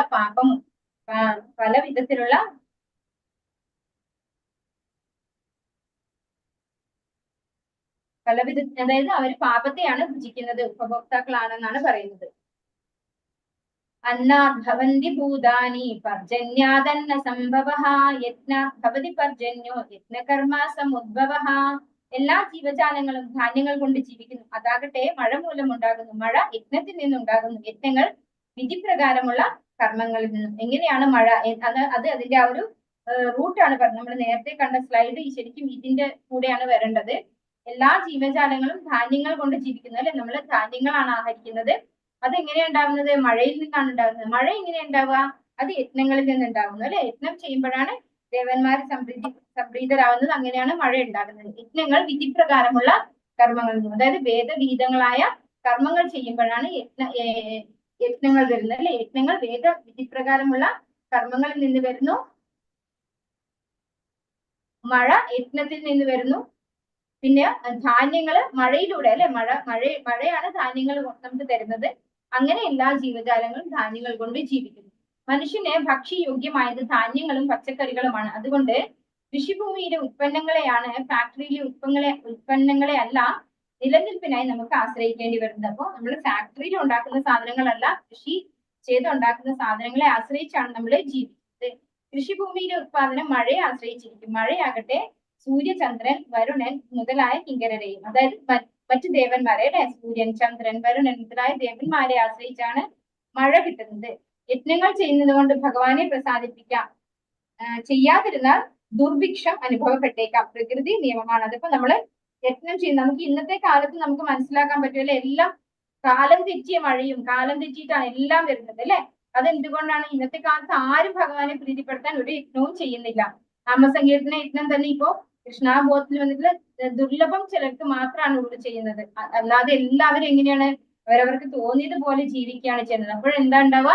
ഭക്ഷണ ദാരിദ്ര്യം അല്ലെ, ദുർഭിക്ഷം അനുഭവപ്പെടും. അത് പ്രകൃതി നിയമമാണെന്ന് പറയുന്നു. കലിയുഗത്തിൽ വിധിക്കപ്പെട്ട യജ്ഞം സങ്കീർത്തന യജ്ഞമാണ്. കൃഷ്ണ ഭഗവാനെ പൂജിക്കുമ്പോൾ അവിടുത്തെ വിഭിന്ന അവയവങ്ങൾ മാത്രമായ ദേവന്മാരും സ്വാഭാവികമായി പൂജിക്കപ്പെടുന്നു. അപ്പോ നമുക്ക് സ്വാഭാവികമായിട്ട് ചോദിക്കാം, സൂര്യനെയും ചന്ദ്രനെയും വരുണിനെയും ഒന്നും നമ്മൾ പ്രാർത്ഥിക്കുന്നില്ലല്ലോ, നമ്മൾ ഹരേ കൃഷ്ണ മഹാമന്ത്രല്ലേ ജപിക്കുന്നുള്ളൂ അല്ലെ. അവരൊക്കെ എന്താണ്? ഭഗവാന്റെ തന്നെ അംശങ്ങളാണ് അല്ലെ. അപ്പൊ ഭഗവാൻ, അതായത് വേരിൽ വെള്ളം ഒഴിച്ചാല് ചെടിയുടെ എല്ലാ ഭാഗവും ഒരുപോലെ കിളിർത്ത് വരും അല്ലെ. വേര് മാത്രമാണോ വണ്ണം വെച്ച് വരിക അല്ലെ? അതിന്റെ ഇലയും കമ്പും എല്ലാം ഒരുപോലെ കിളിർത്ത് വരും അല്ലെ. നമ്മൾ വേരിൽ വെള്ളം ഒഴിച്ചാല് ഒരു ചെടിക്ക് എവിടെയാ വെള്ളം ഒഴിക്കുക? നമ്മള് ചെടിയുടെ ഇലയുടെ ഭാഗത്തോ അല്ലെങ്കിൽ കമ്പിന്റെ ഭാഗത്തോ ഒന്നും അല്ല അല്ലെ, വേരിലാണ് ഒഴിക്കുക. അപ്പൊ ആ ഒരു വേരിൽ വെള്ളം ഒഴിച്ചത് കൊണ്ട് തന്നെ അത് എല്ലായിടത്തും പുഷ്ടി പ്രാപിച്ച് വരും. അതുപോലെയാണ് ഭഗവാന് വേണ്ടി സേവനം ചെയ്യുന്നത്. ഭഗവാനാണ് എല്ലാറ്റിന്റെയും മൂലം, എല്ലാറ്റിന്റെയും വേര് അല്ലെ. അഹം സർവസ്യ പ്രഭവോ എന്ന് പറയുന്നുണ്ട് ഭഗവാൻ. അപ്പൊ ഭഗവാന് വേണ്ടി സേവനം ചെയ്യുന്നത് കൊണ്ട് തന്നെ നമുക്ക് എല്ലാ ദേവന്മാരെയും പ്രീതിപ്പെടുത്താൻ പറ്റും. കർമ്മ ബ്രഹ്മോദ്ഭവം വിദ്ധി ബ്രഹ്മാക്ഷര സമുദ്ഭവം തസ്മാത് സർവഗതം ബ്രഹ്മ നിത്യം യജ്ഞ പ്രതിഷ്ഠിതം. വേദങ്ങളിൽ നിയന്ത്രിത കർമ്മവിധികൾ വിവരിച്ചിട്ടുണ്ട്. പരമദിവ്യോത്തമ പുരുഷനിൽ നിന്ന് നേരിട്ട് ഉദ്ഭവിച്ചിട്ടുള്ളതാണ് വേദങ്ങൾ. അതിനാൽ സർവവ്യാപകമായ അതീന്ദ്രിയ സത്ത യജ്ഞകർമ്മങ്ങളിലാണ് എന്നെന്നും കുടികൊള്ളുന്നത്. കർമ്മസംബന്ധമായ നിർദ്ദേശങ്ങളുടെ സമാഹാരമാണ് വേദങ്ങൾ. വേദോപദിഷ്ടമല്ലാത്ത കർമ്മം വികർമ്മം, അധികാരികമല്ലാത്തതും പാപകരവുമാകുന്നു. അപ്പോൾ കർമ്മത്തെ കുറിച്ച് സെഗ്രിഗേറ്റ് ചെയ്ത് പറയാണ്. വേദത്തിൽ പറഞ്ഞിട്ടുള്ളതിന് പ്രകാരമുള്ള കർമ്മം അതെന്താണ്? അത് കർമ്മമാകുന്നു. അതല്ലാത്തത്, വേദത്തിന് എഗൻസ്റ്റ് ആയിട്ടുള്ള കർമ്മമൊക്കെ വികർമ്മമാണ്. അതായത് തെറ്റായ പ്രവൃത്തിയാണ് വികർമ്മം എന്ന് പറയുന്നത്. നമ്മൾ 3 വിധം കർമ്മങ്ങൾ പറയുന്നു. കർമ്മം എന്ന് പറഞ്ഞു കഴിഞ്ഞാൽ ഫലേച്ഛാ കർമ്മങ്ങൾ അല്ലെ. യഥാർത്ഥത്തില് വേദവിഹിതങ്ങളായിട്ടുള്ള കർമ്മങ്ങൾ നമ്മുടെ ആഗ്രഹ പൂർത്തീകരണത്തിനായി ചെയ്യുമ്പോൾ അതിനെ കർമ്മം, അതായത് ഫലേച്ഛയോട് കൂടിയുള്ള കർമ്മം എന്ന് പറയുന്നു. വിഹിതമല്ലാത്തത്, അതായത് വേദത്തിന് എഗൻസ്റ്റ് ആയിട്ടുള്ള കർമ്മത്തെ വികർമ്മം എന്ന് പറയുന്നു. അതെന്താണ്? അത് പാപമാണ്, പാപകരമാണ് എന്ന് പറയുന്നു. പിന്നെയുള്ളത് അകർമ്മം. അകർമ്മം എന്ന് പറയുന്നത് ഭഗവാന്റെ സേവനം, അതായത് ഫലം ഇച്ഛിക്കാതെ ചെയ്യുന്ന കർമ്മം, ഭഗവാന്റെ സേവനത്തിനായിക്കൊണ്ട് ഭഗവാന്റെ സംതൃപ്തിക്കായിക്കൊണ്ട് ചെയ്യുന്ന കർമ്മത്തെയാണ് അകർമ്മം എന്ന് പറയുന്നത്. കർമ്മത്തിന്റെ പ്രതികരണങ്ങളിൽ നിന്ന് രക്ഷപ്പെടണമെങ്കിൽ വേദവിധി അനുസരിച്ച് പ്രവർത്തിക്കണം. എങ്ങനെയാണോ വേദത്തിൽ കർമ്മം ചെയ്യാൻ പറഞ്ഞിട്ടുള്ളത് അതിനനുസരിച്ച് പ്രവർത്തിക്കണം. പരമദിവ്യോത്തമ പുരുഷന്റെ ശ്വാസത്തിൽ നിന്ന് നേരിട്ട് രൂപം കൊണ്ടവയാണ് വേദനിർദ്ദേശങ്ങൾ. അപ്പൊ ഭഗവാന്റെ ശ്വാസത്തിൽ നിന്ന് വന്നിട്ടുള്ളതാണ് വേദനിർദ്ദേശങ്ങൾ. ഓരോ ഇന്ദ്രിയത്തിലൂടെയും മറ്റ് ഇന്ദ്രിയങ്ങളുടെ പ്രവൃത്തികൾ ചെയ്യാൻ ഭഗവാന് പ്രയാസമില്ല. അപ്പൊ ഭഗവാൻ എന്താണ്? ഭഗവാന്റെ ഏതെങ്കിലും ഒരു ഇന്ദ്രിയത്തിന് മറ്റൊരു ഇന്ദ്രിയത്തിന്റെ ജോലി ചെയ്യാൻ സാധിക്കും. ഭഗവാന്റെ എല്ലാ ഇന്ദ്രിയങ്ങളും ഒരുപോലെയാണ് അല്ലെ. ഭഗവാന് കൈകൊണ്ട് കാണാൻ സാധിക്കും അല്ലെ, കണ്ണുകൊണ്ട് കേൾക്കാൻ സാധിക്കും. ഭഗവാൻ ഒരു ഇന്ദ്രിയത്തിന് മറ്റൊരു ഇന്ദ്രിയത്തിന്റെ പ്രവൃത്തി ചെയ്യാൻ സാധിക്കും. ഭൗതിക സുഖ ആസ്വാദനത്തിൽ ആസക്തരായ ബദ്ധാത്മാക്കളെ അവരുടെ വഴിപിഴിച്ച ആഗ്രഹങ്ങൾ നിറവേറ്റി മിഥ്യ അസുഖങ്ങൾ അനുഭവിച്ച ശേഷം ഭഗവത് ധാമത്തിലേക്ക് തിരിച്ചെത്താൻ ഉതകുന്ന വിധത്തിലുള്ളവയാണ് വേദങ്ങളുടെ നിർദ്ദേശങ്ങൾ. കറക്റ്റ് ഇല്ലാത്ത പോലെ ഉണ്ട്.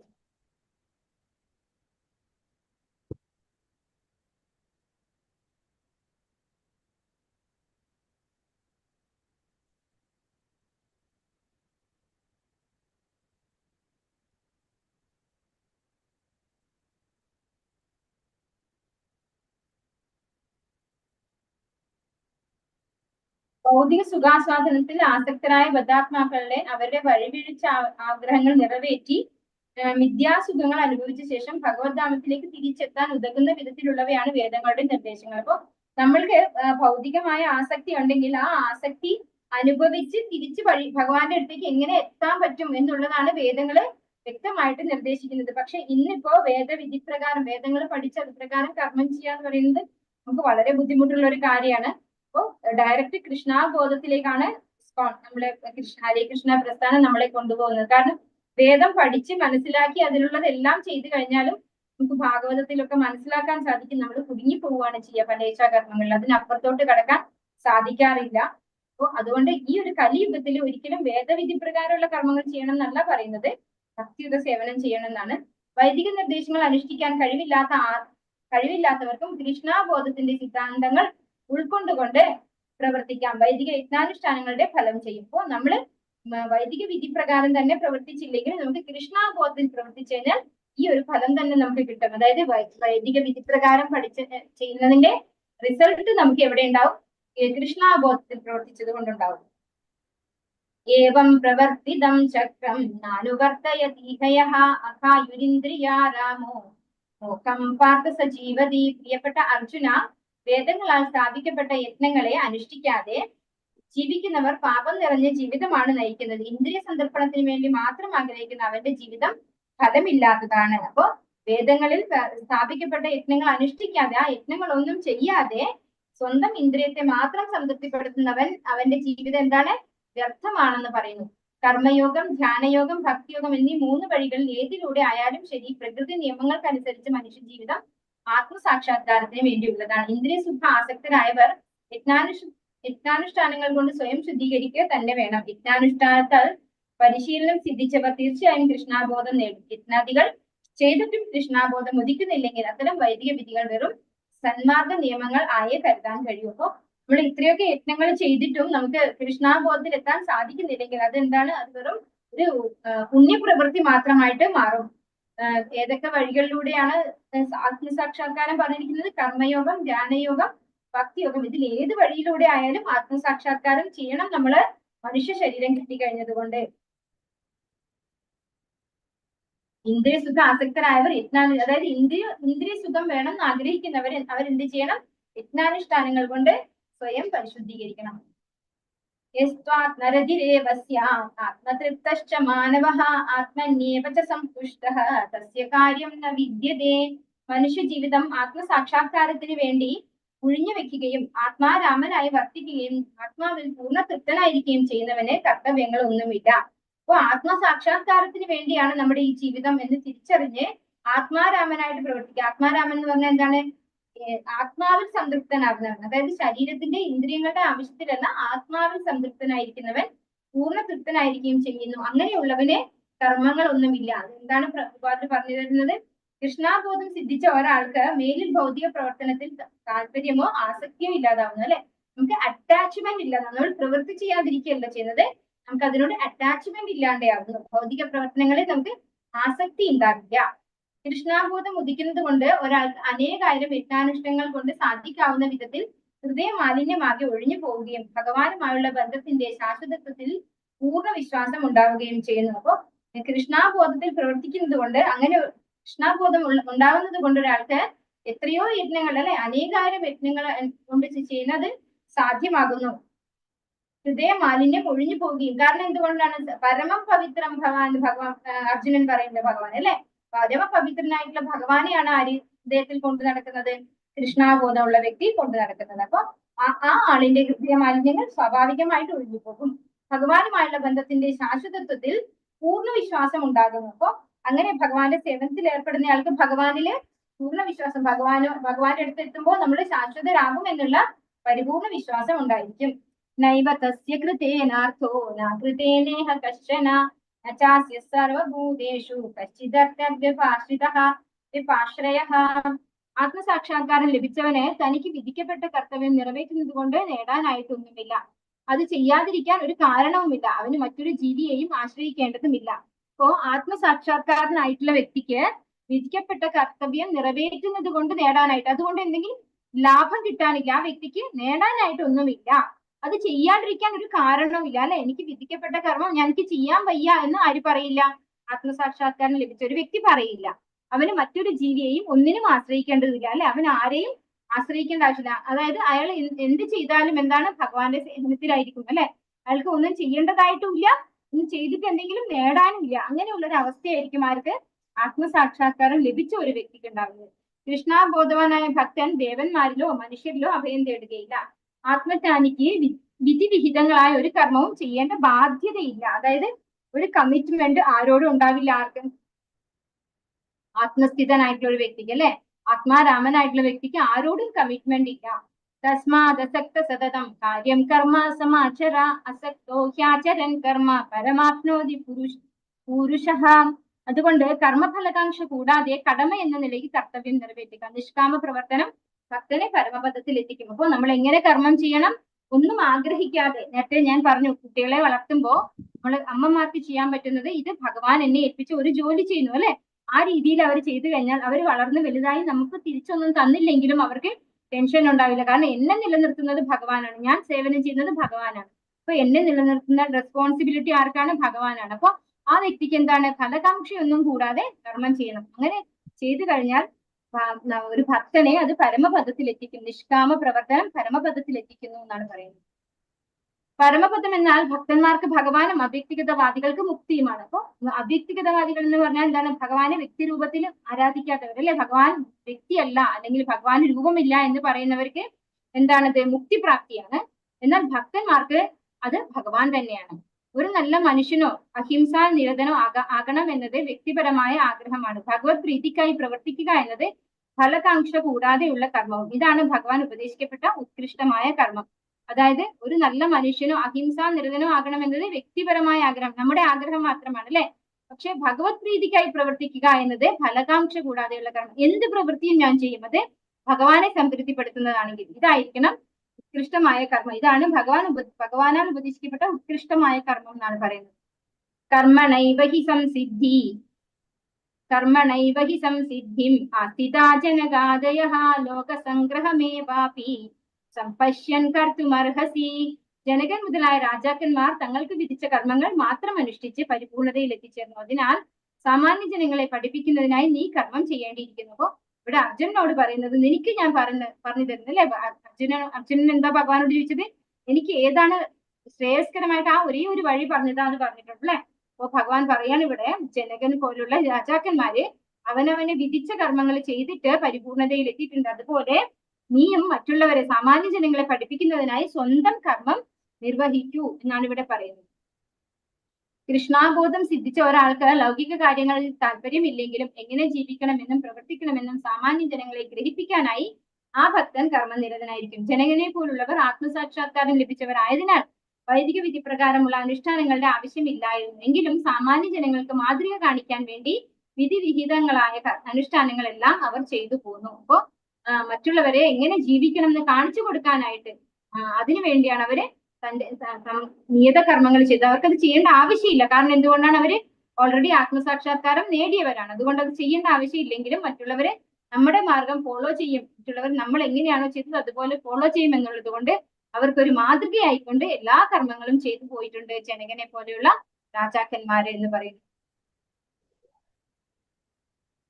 ഹരേ കൃഷ്ണ കൃഷ്ണ കൃഷ്ണ ഹരേ ഹരേ, ഹരേ രാമ രാമ രാമ ഹരേ ഹരേ. വാഞ്ചാകൽപതരുദ്ദേശ कृपा सिंधुभ्येव च पतितानां पावनेभ्यो वैष्णवेभ्यो नमो नमः। अनंत कोटि वैष्णव वृंद की जय, श्री प्रभुपाद की जय, गुरु महाराज की जय, निताय गौर प्रेमानंदे। हरि हरि बोल। हरे कृष्णा हरे कृष्णा माताजी।